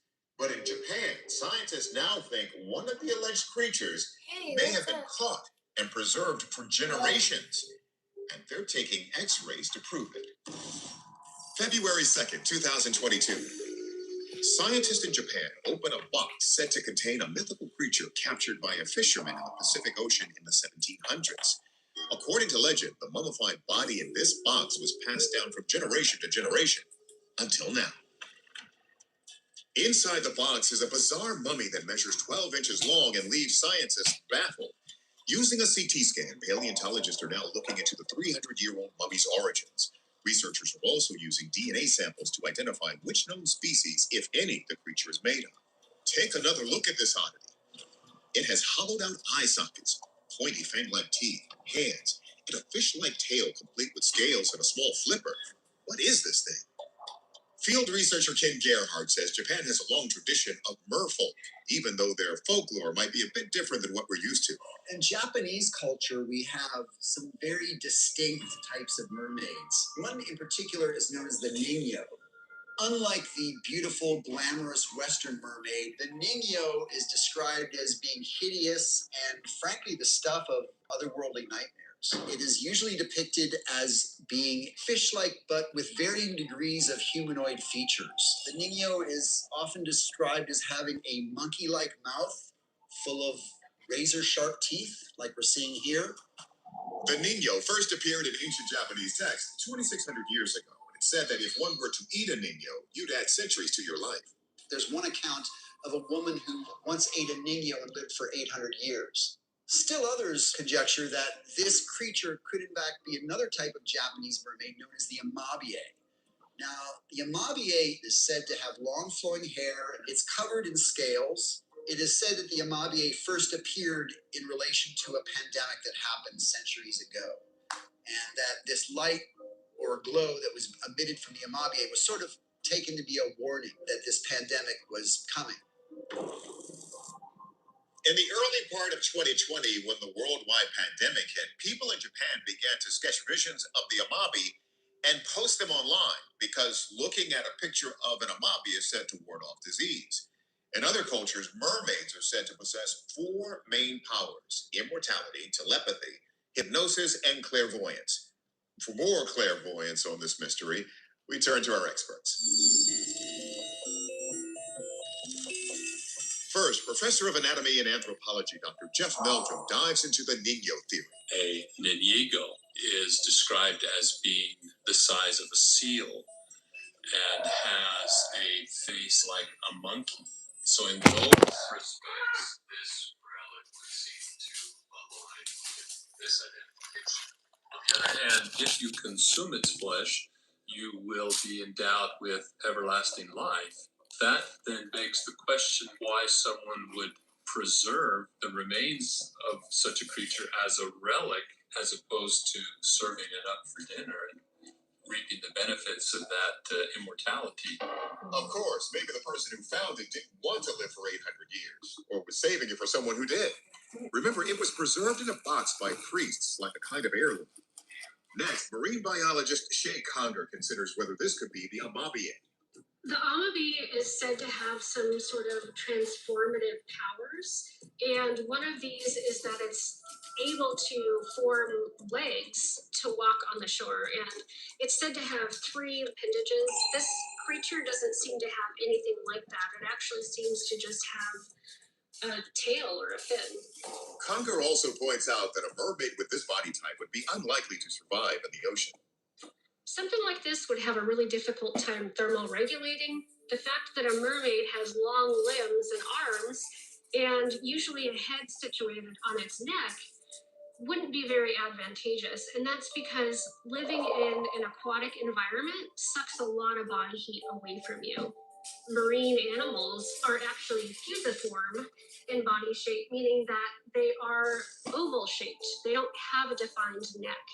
Seals and sea lions and whales have a lot of blubber around their shoulders and neck because it keeps their head and their central nervous system warm. So a creature that had a human head like this actually would be very cold. So could this all be a hoax worthy of P.T. Barnum? Some objects, like for example the Fiji mermaid, were determined to be a salmon taxidermied with some kind of a primate. And in some cases they were orangutans. No evidence of sutures has been found, though a hidden stitch is commonly used in taxidermy for facial repair and in very short-haired areas, like the one we see here between the belly and fin. The fact that we don't necessarily know if this is a real animal or if it ever lived doesn't diminish the cultural importance of what we're looking at, because they directly reflect some really important nature-based religious aspects of Japanese culture. Our verdict? Unexplained object. The paleontologists will soon release their results, and while Conger believes this is a hoax, until those DNA tests come back, we're going to say, we just don't know. 2017, the Mediterranean Sea. A team working a debris sweep along ocean pipelines comes across what, at first, looks like just another deep-sea carcass to be cleared away. But closer inspection reveals this is truly something unusual. What appears to be a 90-foot-long dusty spine sits undisturbed on the bottom of the ocean. A remote-controlled crane reaches out to investigate the skeleton, turning over one of the vertebrae, which disintegrates. British podcaster and investigator Debbie Hatswell was one of the first people to see this intriguing film after a member of the pipeline maintenance team reached out to her. She said they've seen a lot of carcasses on the sea floor. And I've seen whale carcasses and all fish and all that, and it just doesn't fit with what they are. He's saying this is an anomaly. And he's felt that he's a very, very What am I old doing? animal of some kind. So I Making reached sure out the to aliens can't get me. marine biologists, and nobody really got back to me with it as to what it was. Field researcher Ken I'm Gerhardt explores the idea that perhaps these are the remains of a long-extinct ocean predator, the trident megalodon. In Like 2022, that. the Atlantic Shark Institute out of Rhode Island was Right. deploying sonar. I They was kidding. encountered what they believed to be a shark of unbelievable proportions, Who knows? perhaps Maybe 50 it's to an 60 antenna. feet in length. Now, if so, this would be the best account of a Take modern me mammal. home. The megalodon, a nautical nightmare that experts believe could weigh as much as 50 tons, has been thought extinct for 3 million Why'd you years. leave me here with all these Rhode humans? Island researchers uncovered a modern-day version of this historical monster? And if so, could we be looking at the remnants of one in this video? This would certainly fit within the paradigm of what we know about megalodon.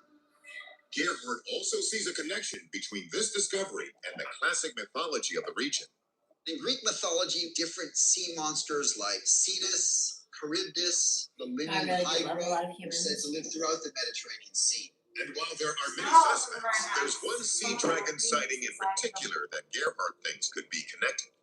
In October 1907, fishermen on the island of Corsica claimed that they were terrorized by a horrible 200-foot sea dragon that actually ripped apart their nets. And the fishermen were so You want me to scared to go record, back Steve? out and fish that they actually called on the government to bring in a torpedo boat in order to kill the monster. And that just happens to be the location where we've got this footage Take your of phone a up. 90-foot spinal cord.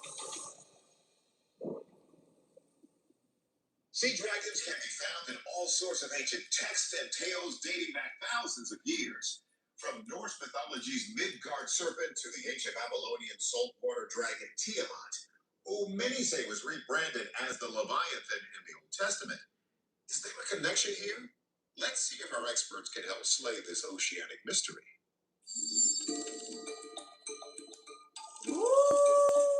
Marine biologist Dr. Shay Steingast strongly doubts these are the remains of a sea dragon of ancient myth.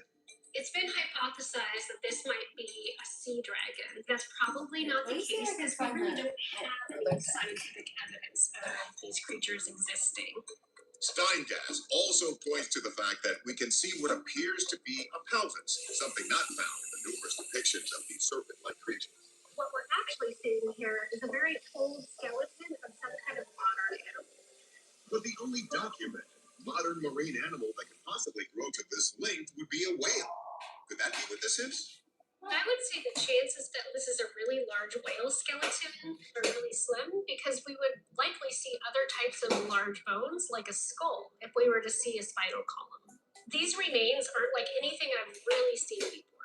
With Dr. Steingas at a loss, we checked with wildlife biologist Stephanie Mankin to see if this could be a modern megalodon like the one thought to be discovered near Rhode Island. If it were a megalodon, I wouldn't expect to see the bone as intact as this. Megalodons, like other sharks, instead of bone skeletons, they have cartilage skeletons, which don't fossilize well. Bone contains minerals, whereas cartilage doesn't. Bones are much harder, and if you think about your ear, this part where it bends is the cartilage, and that's what shark skeletons are made of. When cartilage breaks down, it turns into a jelly-like substance that dissolves into the water, which is why the only proof we have for megalodons are their teeth. And as for that alleged megalodon spotted by the Atlantic Shark Institute of Rhode Island, further research indicates this sonar image is more likely a large school of Atlantic mackerel. So with all of our theories ruled out, what is Manka's best guess? I believe that this is a whale. What is probably going on here is the whale skeleton has been on the ocean floor for so long that organisms have eaten away at the bone. And there are fin whales in the Mediterranean, which are the second largest whale species. They usually don't get up to 30 meters, so there is a little size discrepancy, but everything else seems to allude that it is a whale.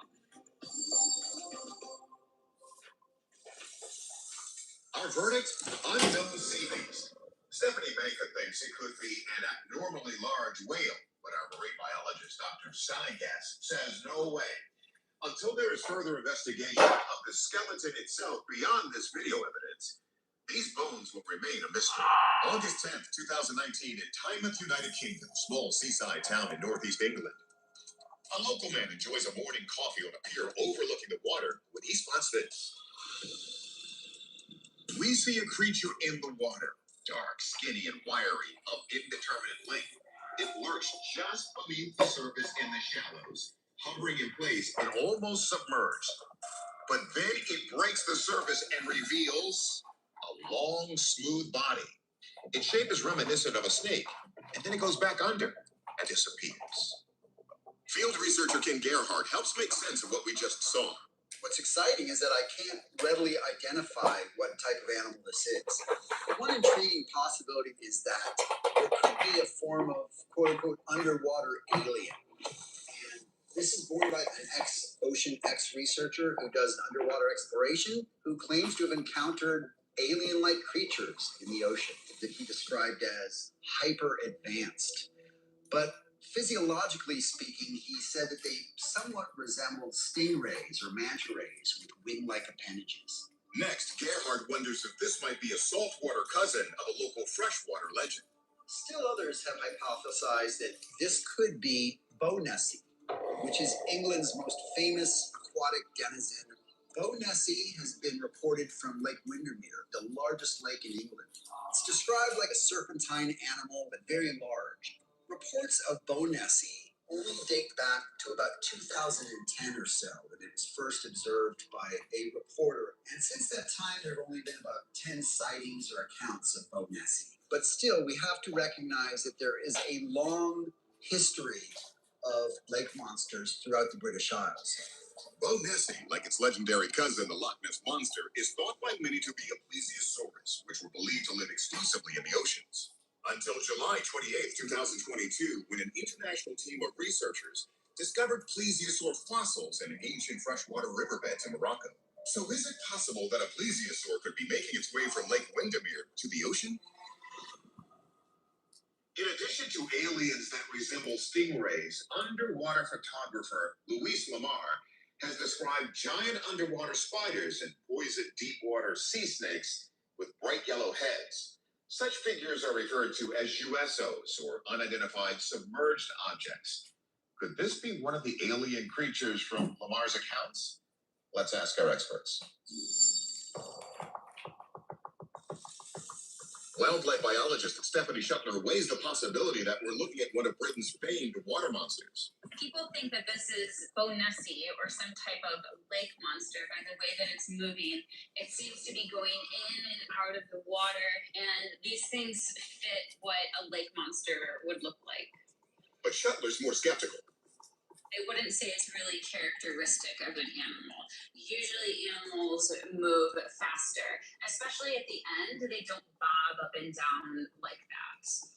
When the end parts of it come up and down, they look like 90-degree edges, and I can't think of any animal that fits that description. Next, marine biologist Shay Conger discusses the possibility that this is a creature from another planet. It's been conjectured based on some witnesses that this might be an extraterrestrial, but this to me looks like a really normal object. It's in pretty shallow water, so it doesn't seem like there's anything particularly mysterious about it. It does seem like it's moving pretty dynamically in the water, and that can either point to the fact that this is something that's alive, or it's just something that's really flexible and catching the incoming tide and currents as they come in. Based on the fact that this object is not really making any advanced or directed movements, I can pretty much rule out that this is some kind of alien or extraterrestrial creature. But even though she doesn't believe this figure is an alien, Conger still thinks the evidence points towards something strange and unexpected. It's not navigating its environment, it's just waving a lot. Hydrologically, if this were an animal, we'd see something like a wake or disturbance at the surface. So because of that, I don't think this is a living, self-propelled item. I believe this is probably some sort of plastic or other type of debris that's being moved around in the water. Conger points out that more than 10 million tons of plastic waste enter the oceans each year, and between the angular shape of the object, the lack of a wake, and its dark reflective nature, all signs point to this being a large piece of plastic floating in the current.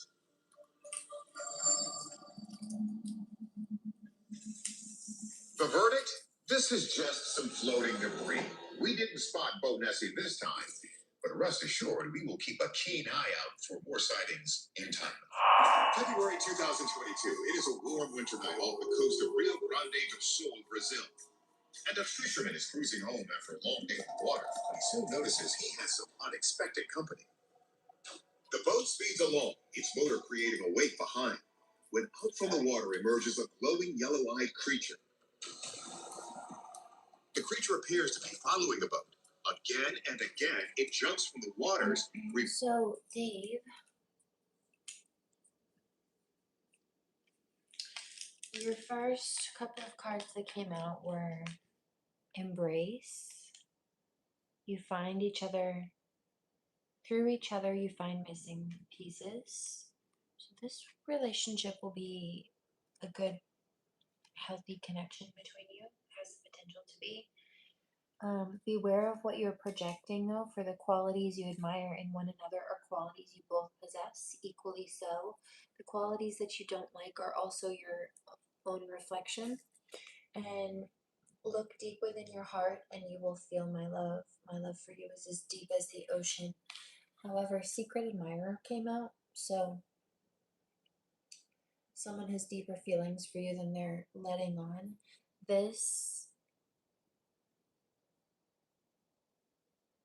If this is either you who feels something towards someone and you haven't told them about it, or they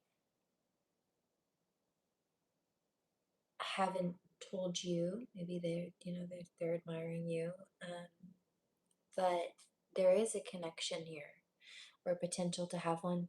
You have the Chariot, which is the divine pushing forward this situation or this opportunity for this connection, and then you had the Queen of Pentacles. So this, I would say, this is the other person maybe who is driven, hardworking, passionate, possibly abundant or good with money, maybe has built something, business or something, investments or something. Queen of Wands, she may be creative as well, even if it's just within that regard, business and organization of that, propulsion towards whatever balance. But the Six of Pentacles also came out. And so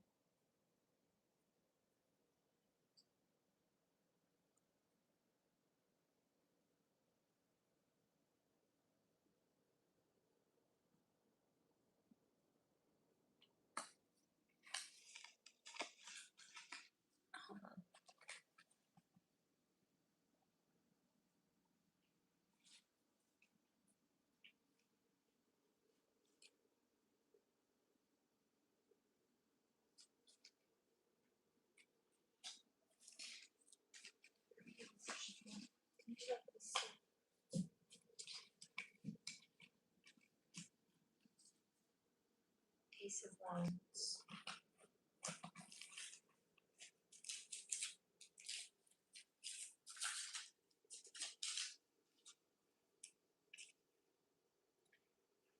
Okay.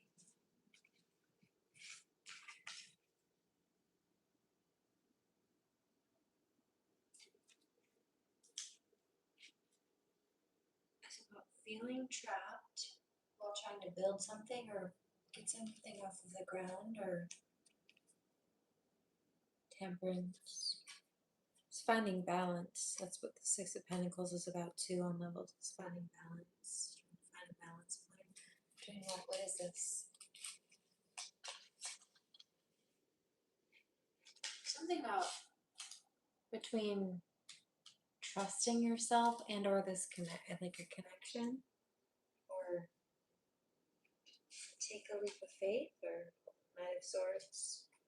To not be afraid. Four of Pentacles. Yeah, to not be afraid. It's about like feeling like you have to really hold on to what you've been building, or maybe your heart, maybe if you've been hurt before, having keeping things really close to your chest. But Nine of Pentacles, Three of Wands. Yeah, no, it's about it's like working hard to build something and you don't want to lose anything or make the wrong investment, or open to the wrong person or connection. You don't want to be hurt. But this Three of Wands says, it's like, you're asking about love. You're asking, do I have something, coming for me in my future? So obviously you want that. And so that's what the Three of Wands is about. It's like, it's not here yet, or it's not like fully established yet, but it's there. It's hard to do with these, you know that? This Six of Pentacles, but I got you. Wheel of Fortune, the Fool. Taking this leap of faith will lead you to good things. You have divine support behind you. The Hermit. But you've either been like taking time to yourself, or this is the time while this connection opens up, or while you come into it, that you balance point also. Like, don't hide yourself from a person or connection. But if there's nobody in particular and you're just hoping for something in the future, take the time to invest in yourself and do the things that are good for you, that make you feel happy right now in a healthy way as best you can. And that will help. Queen of Cups, bring you towards some kind of healthy emotional connection. The Emperor, yeah. The World. The Knight of Cups. Sweet offerings. Like the beginning of a relationship. Oh, will you be my girlfriend?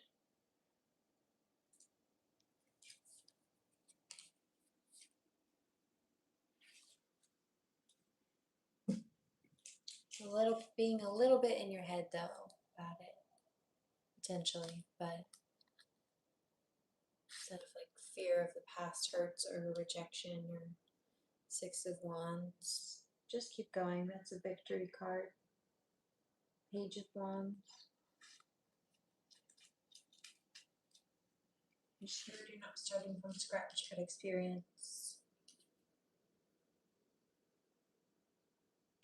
There's still room and time. One more. Ace of Wands. You have divine support. Creative movement, momentum backing you. Go back to the Chariot a little bit with that. And I'm picking up the divine driving this forward. Just stop after this. The Hanged Man. Two of Wands. Now there may have been a period, Ace of Wands, where you didn't know which direction to go, so it made you stuck, or you may like not know exactly, who this is or how to navigate the situation, and you may feel kind of like you don't know exactly what to do, like stuck, but take the time to invest in yourself. The Hermit card came out, and invest in your inner world and strengthen yourself in whatever ways that benefit you mentally, emotionally, spiritually. Just take good care of yourself, and the rest will align in that time, is what that's saying. King of Wands, you'll be all right. It's part of the manifestation process, taking care of yourself. You may cross paths with this person when you do that. If it's not somebody that's already in your life.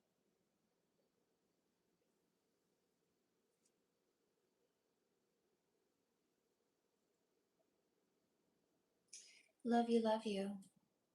I hope that helps. Romance, Cupid 0 strikes. You have love coming.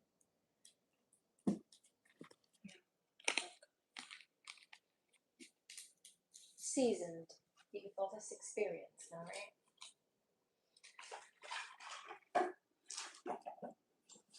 It's great. I love that. I started out doing love readings years ago initially. That's all I did, really. I ended up needing to do spiritual warfare readings just to navigate the abuse for a while. But yeah, these are still my favorite.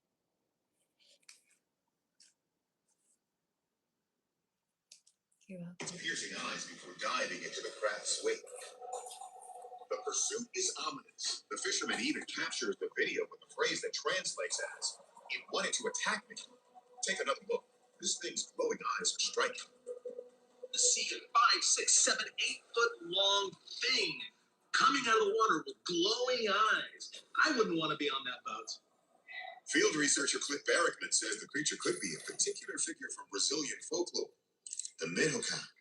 The Minotaur is reported to resemble a giant worm covered in black scales and 2 tentacles attached to its head. It's said to drag cows and horses into the water and drown them before it devours them. Barrickman then wonders if it could be a documented yet equally peculiar species. Another possible candidate is the Boto corderosa, or the Amazonian river dolphin.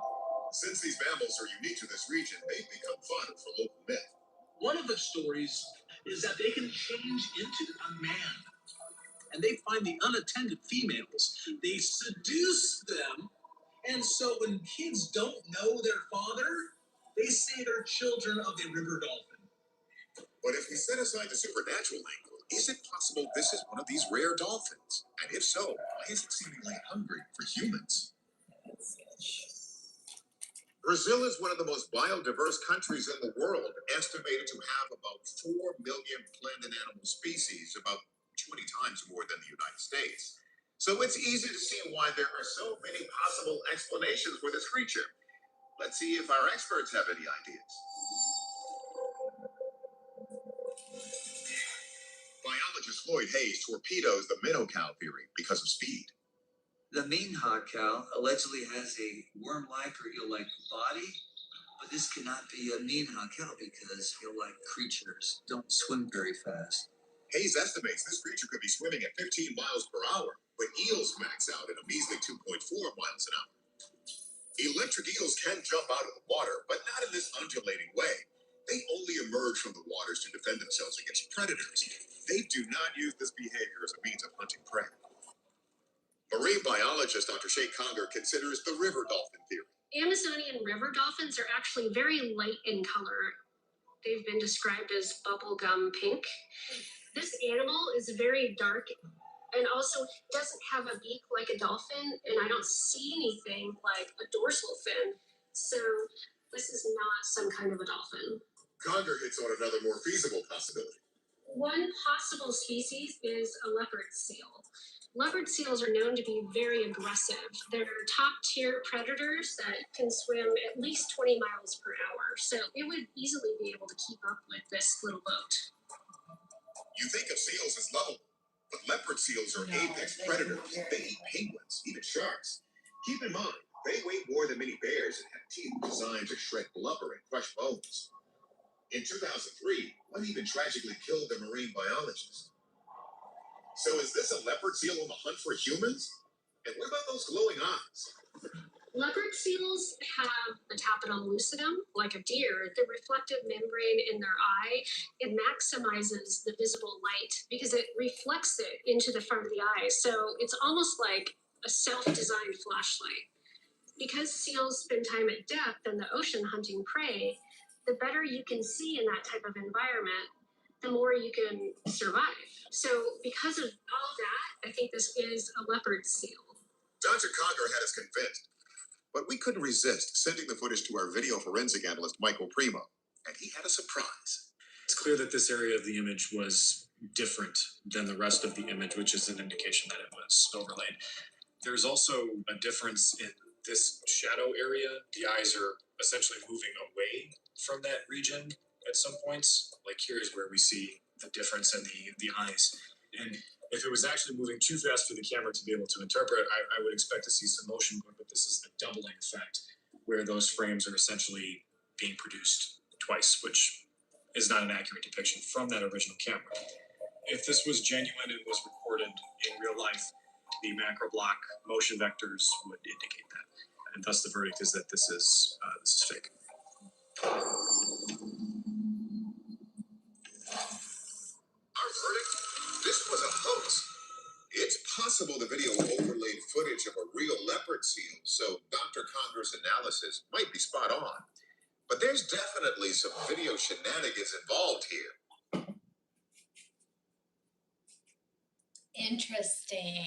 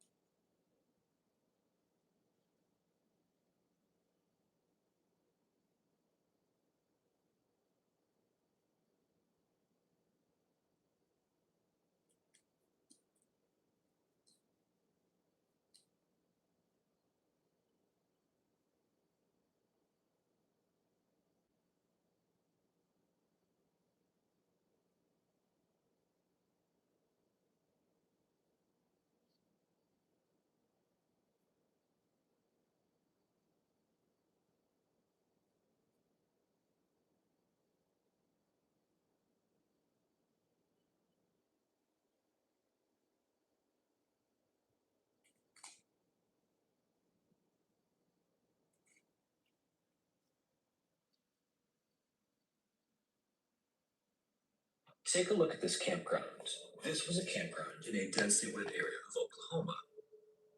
On the morning of June 13th, 1977, a camp counselor was walking through the campground when she noticed something strange up ahead of the ground. At first, she couldn't tell what she was looking at, but when she could, the discovery would be one of the most gruesome and horrifying incidents in Oklahoma history. And although the events in this video are fleeting and non-descriptive, they are still highly disturbing, so viewer discretion is strongly advised.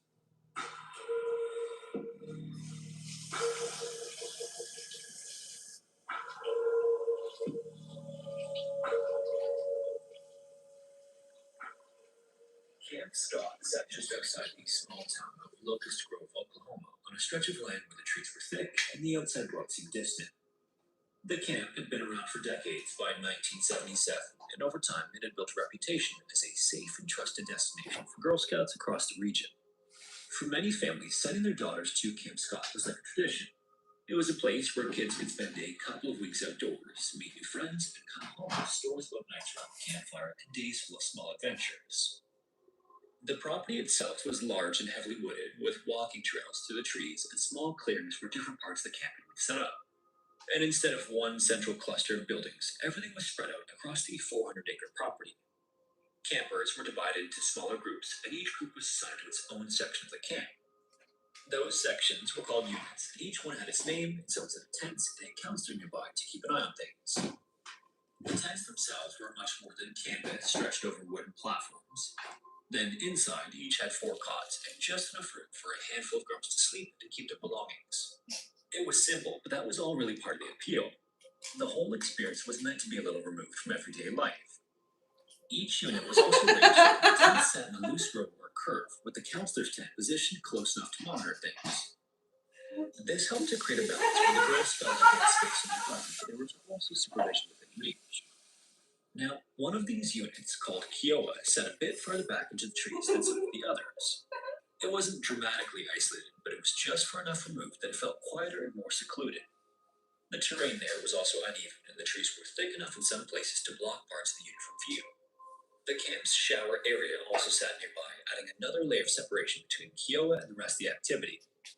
At the end of this unit was tent number 8, and like every other one in the camp, it was plain and functional.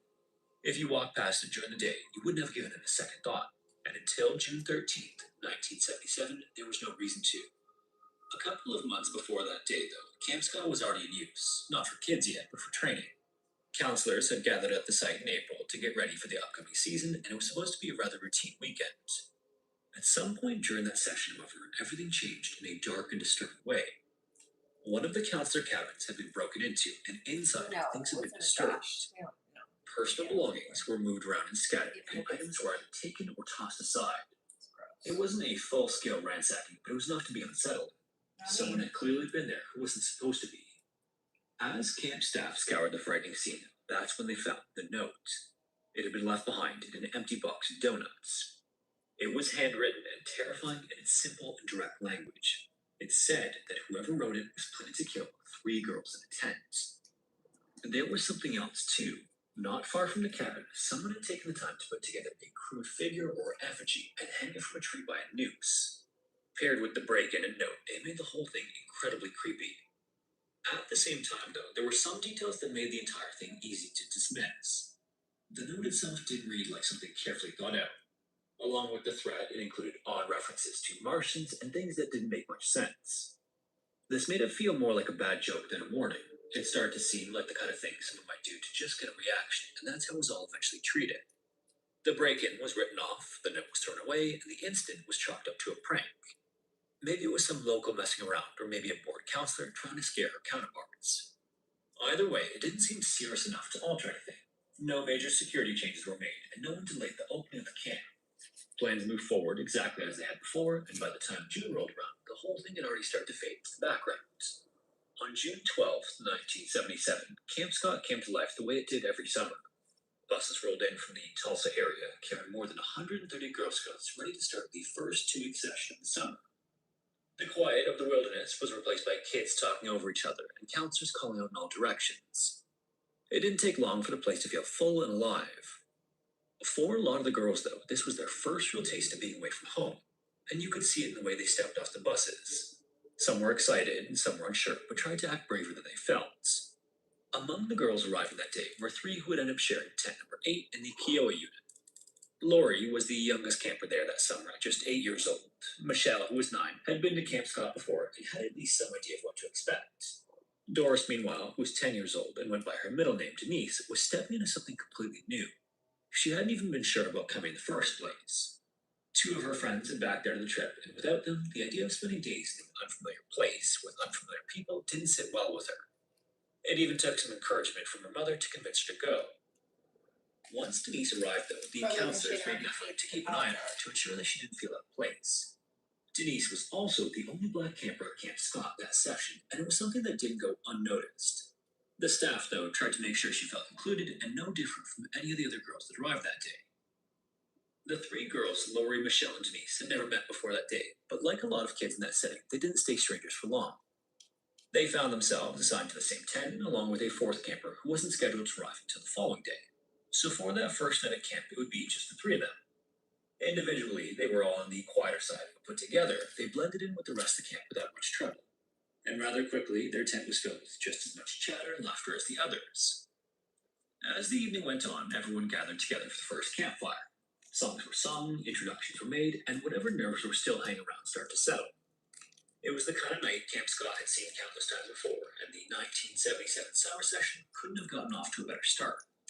Eventually, the fire burned down, and the campers were sent back to their tents to get settled in for the night. Flashlights clicked on and off as kids joked around inside their tents and wrote in their journals, but eventually, one by one, the lights of Camp Scott went out. Once they did, though, the entire scene changed. Without any artificial light, the darkness of the wilderness settled in completely. It wasn't like being in Tulsa, where there was always some glow of lights from somewhere. Out near Locust Grove, the darkness was total. Some girls would later say it was so dark that they couldn't tell if their eyes were open or closed. The sounds faded too, in what had been a loud, busy place just an hour earlier were quiet as everyone drifted off to sleep. As the night wore on, though, the stillness of the camp was broken. Sometime around 1:30 in the morning, a counselor named Carla heard something that immediately got her attention. It sounded like a faint moaning coming from somewhere nearby, from the direction of one of the tents. She then got up and stepped outside to check things out. Out in the darkness, though, there wasn't much going on. There was no movement or clear source of the sound, and as quickly as it came on, it dissipated. The camp looked the same as it had before, and after a short time, with nothing obvious to point to, Carla went back inside her tent and fell asleep. That wouldn't be the end of the strange occurrences that night, though. In a nearby tent, one of the campers woke up when she noticed someone standing at the entrance. The flap had been opened just enough for a flashlight beam to illuminate the darkness inside. For a moment, the light moved across the tent, then disappeared. The girl wasn't sure of what she had just seen, and she stayed where she was. Like a lot of kids in that situation, she didn't immediately raise an alarm. It was strange, but not something she could fully make sense of, so she too just went back to sleep. Around 3 a.m., though, the quiet was interrupted again, this time by a scream. It came from the direction of the Kiowa unit, and another camper would later say she heard someone crying out for the mother.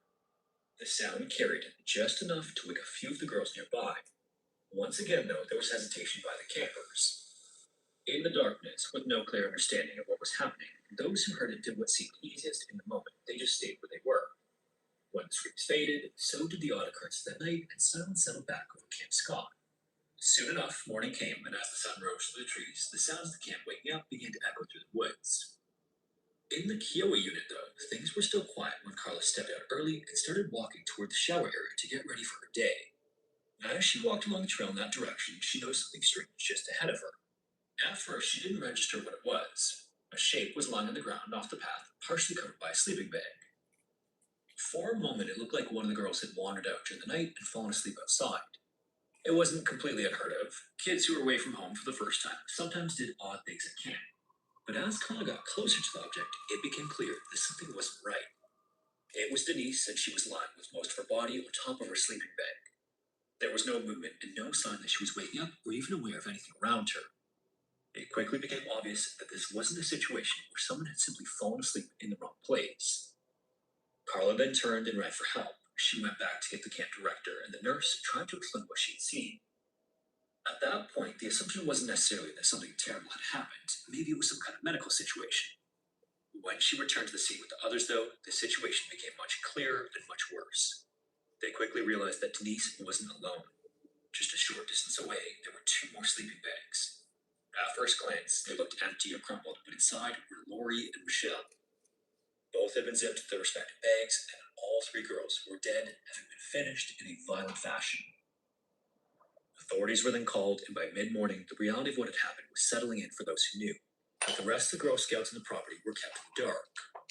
Before noon, the campers were gathered up and told that they would be leaving early. Buses were arranged to take them back to Tulsa, and when they arrived back in the city that afternoon, the scene waiting for them made it obvious that something terrible had happened. Parents had long since gathered and were anxious to pick their children up. Some were crying, and news cameras had started to show up to capture the scene. It was only when the children were back in the arms of their parents that they learned the truth about why camp ended so soon after it had started. As this was going on, investigators flooded Camp Scott to begin piecing things together. Authorities quickly concluded that the three girls had been attacked sometime after they went to sleep. Based on what was found at the scene and later confirmed in the autopsies, the violence had started inside tent number 8. Lori and Michelle were found to have passed from severe blows to the head. Denise had also been attacked, but in her case, the cause was strangulation.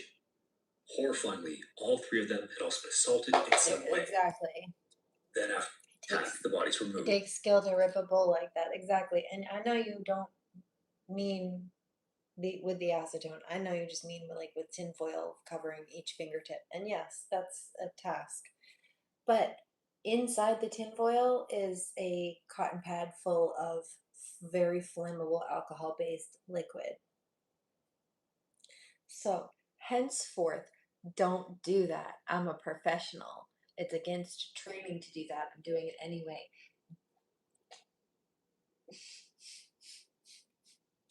Do not try to recreate the stunts in this video. Trained professional. Each of them was placed into a sleeping bag, then carried out of the tent and left along the trail that led to the showers. There is a technique. It wasn't but far, don't maybe do it. 150 yards, but it was far enough that they were no longer immediately visible from the tent itself. Investigators also began documenting what had been left behind. Inside and around the tent, there were obvious signs of a struggle. The amount of blood alone told detectives that, but there was other evidence that would become crucial to putting together a picture of what happened, and more importantly, who would have done it. A footprint, later estimated to be from a size 9.5 shoe, had been left behind.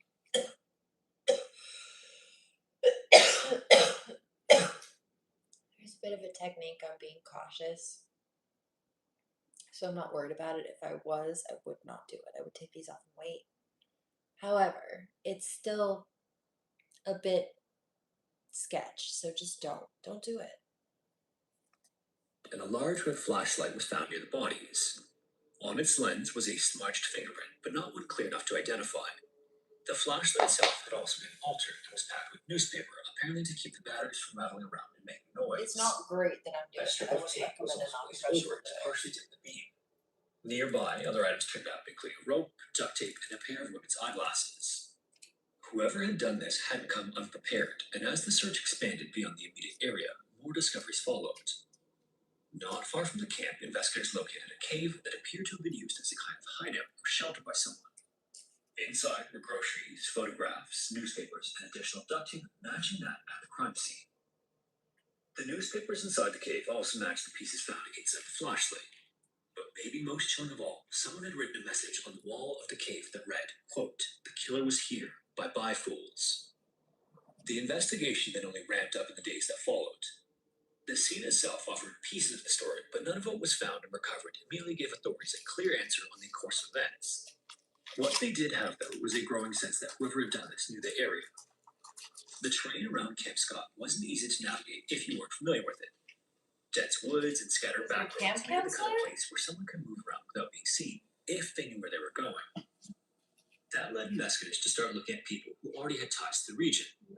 For 10 long days, the public was fed bits and pieces of information during press conferences held by investigators. But behind the scenes, authorities already had a name. On June 23rd, 1977, they went public with it, announcing during a news conference that a man named Gene Leroy Hart had been charged with the killings. At the time, Gene was 33 years old, a local from the Locust Grove area, and already well known to law enforcement. In fact, police were already looking for Gene because he was on the run. Years earlier, he'd been convicted of violent crimes, including the abduction and assault of 2 women, and later a series of burglaries. His sentences had added up to an astounding 308 years in prison. But despite that, he managed to escape custody not once, but twice. And by the summer of 1977, he had been living as a fugitive for 4 years. That alone made him someone authorities were eager to find, but there was more. Gene had grown up in the area surrounding Camp Scott. He knew the woods, the terrain, and the back roads. Investigators believed that he would have been capable of moving through the area without drawing attention, possibly even living off the land if he needed to. Gene was also seemingly connected to the cave. It was a place Gene was known to be familiar with, and some of the items found there were believed to belong to him. Taken together, it was enough for authorities to act. To them, Gene fit the profile of what they were looking for. He had a background of violence and was familiar with the area, and in the view of investigators, there were pieces of physical evidence that helped to place him nearby. Outside of law enforcement, though, not everyone was so convinced. For some people in Mays County, despite his history, Gene didn't seem capable of the senseless murders. He was someone they had grown up with and gone to high school with. Former teachers and classmates described him as quiet, respectful, and even well-liked. Yeah, sometimes you have to look Their out view for the of him quiet didn't ones, line up though. with the image the man authorities were describing. Others, meanwhile, saw something else in the situation. Jean was a member of the Cherokee Nation. Do you know how many cases there are? It's very weirdly common, actually, for like shooting cases or school shooting cases, for when interviews are done, like people, the detectives or police will go back and they'll interview the teachers and anybody that was in the person's life who did the shooting, and they'll say, yeah, they kind of, I didn't really notice much about them. They kind of kept to themselves. They blended in. They, maybe did their schoolwork. They, they were always on time, or they were very quiet. But they sit there and they have all that time to stew and plot to themselves, though. Not all of them. People are just quiet and introverted, live peaceful, maybe artistic lives, and that's fine. But also, sometimes that's a thing. Been singled out either because of his background or because he was already a known criminal who had embarrassed local law enforcement by escaping prison twice. But either way, from the standpoint of the investigation, authorities had their suspect. The only problem at this point was that he was nowhere to be found. Once Jean was named as the primary suspect, law enforcement agencies from across the region got involved, and before long, the effort had grown into the largest manhunt Oklahoma had seen at the time. Search teams pushed into the Cookson Hills, dogs were brought in, and aircraft flew overhead. Volunteers also joined the effort, combing through areas that law enforcement alone couldn't cover fast. And it's not even often, in some cases, many cases, that they sit there and they stew quietly. Like, yes, they do. But a lot of them go to like weird little forum boards where they have other, whoever it is, like them, incels or whatever the case may be, finding people, supporting them, planning with them, egging them on back and forth. So some of them have social networks. It's just like criminal networks outside of whatever it was, the school or. But even with all of that, Jean stayed far out of reach. For a while, it seemed possible that Jean might never be found, but then nearly a year after the murders, agents with the Oklahoma State Bureau of Investigation acted on a tip and made their way to a remote shack in the Cookson Hills. The property was owned by a Cherokee medicine man, and when authorities arrived on April 6, 1978, Jean was there and taken into custody.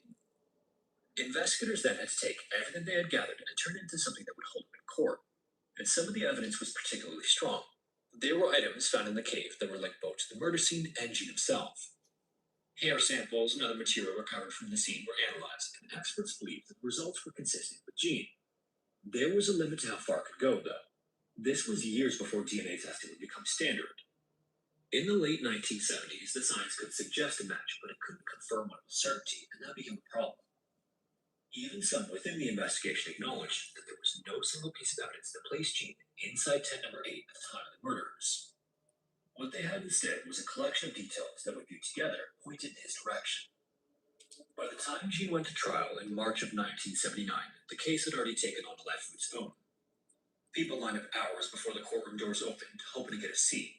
The murders had shaken the region, and now, nearly 2 years later, this was supposed to be the moment of resolution.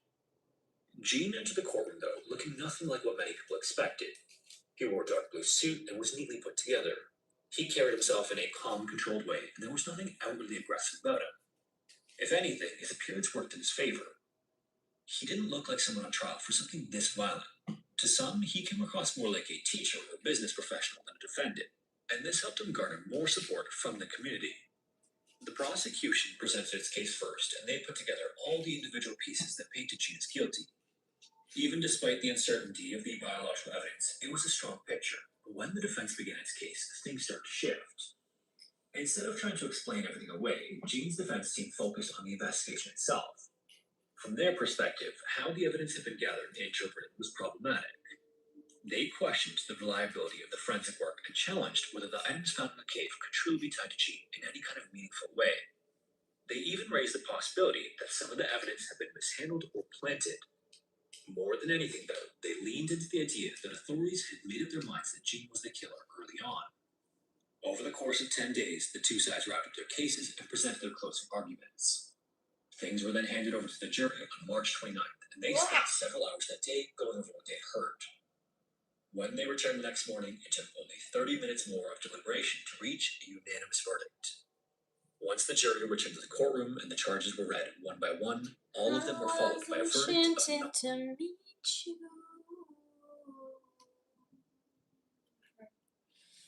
While others sat in silence, trying to process what they had just heard. And outside the courtroom, the response was just as divided. There were those who believed the system had worked exactly as it was supposed to, and that the state had failed to prove its case beyond a reasonable doubt. There were just as many who saw it differently, though. Law enforcement in particular were stunned by the verdict, as they had no doubt that Gene was guilty of the killings. Regardless, though, Gene would walk out of the courtroom that day having been acquitted. Even so, he wasn't a free man. Because of his previous convictions, he was returned to prison to continue serving what remained of a sentence that still stood in excess of 300 years. Then on June 4th, 1979, Gene's time in prison came to an abrupt end. Just 2 months after his acquittal, Gene had been in the prison yard that day and spent about an hour lifting weights and jogging. At some point during that time, he collapsed and died. He was just 35 years old, and it was determined that he had passed from a massive heart attack. The case of the Oklahoma Girl Scout murders was already one with so many questions left unanswered. And now the person at the center of it all was gone. Whatever answers Gene would have had, if he had any at all, were gone with him. A few days later, his funeral was held in Locust Grove, and the turnout was significant. An estimated 1,000 people showed up, and it was enough that the service had to be held in a high school gymnasium to accommodate them all. For years after the trial, the case sat in a kind of standstill. There were no new arrests or major breakthroughs in the investigation. Authorities maintained that they pursued the right suspect. The court, however, had reached a different decision, so without anything new to move the case forward, it remained right where it was. Over time, though, the tools available to examine the evidence began to change. By the late 1980s, DNA testing was starting to become part of criminal investigations. It wasn't as advanced as it would later become, but it offered the ability to compare biological evidence with a level of precision that earlier methods couldn't match. In 1989, evidence from the case was tested again, but once again, the results didn't provide an answer. Some of the findings were consistent with Gene, but they weren't strong enough to draw a definitive conclusion. Statistically, the results could apply to like pizza bagels or something, maybe like tortilla pizza or something. What is that? What am I picking up? a relatively small group of people that included Gene, but not just one person. Something. Then in What are you 2017, making? renewed interest led to a new push for testing. Funding was raised to apply more advanced forensic methods with the hope that something meaningful could be pulled from the evidence. This time, the results came back with a bit more clarity. In 2022, authorities announced that the latest testing strongly suggested a link to Gene. While it still didn't produce a complete DNA profile that could conclusively identify him as the source, the findings were enough to rule out several other individuals who had been considered over the years. The only one who couldn't be ruled out was in fact Gene. However, for now, a definitive answer depends on time and technology, and that's where things stand today. As for Camp Scott, it closed on June 13th, 1977, and it was never reopened. Wild, man. Little girls. Okay, my darlings. I'm going to bid you adieu for this one, but I wish you well. Please remember to pray. Do no harm.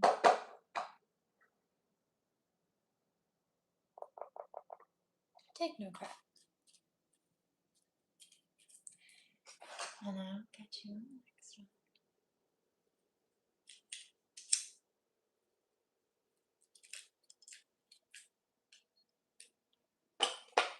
With a fresh set and some good vibes.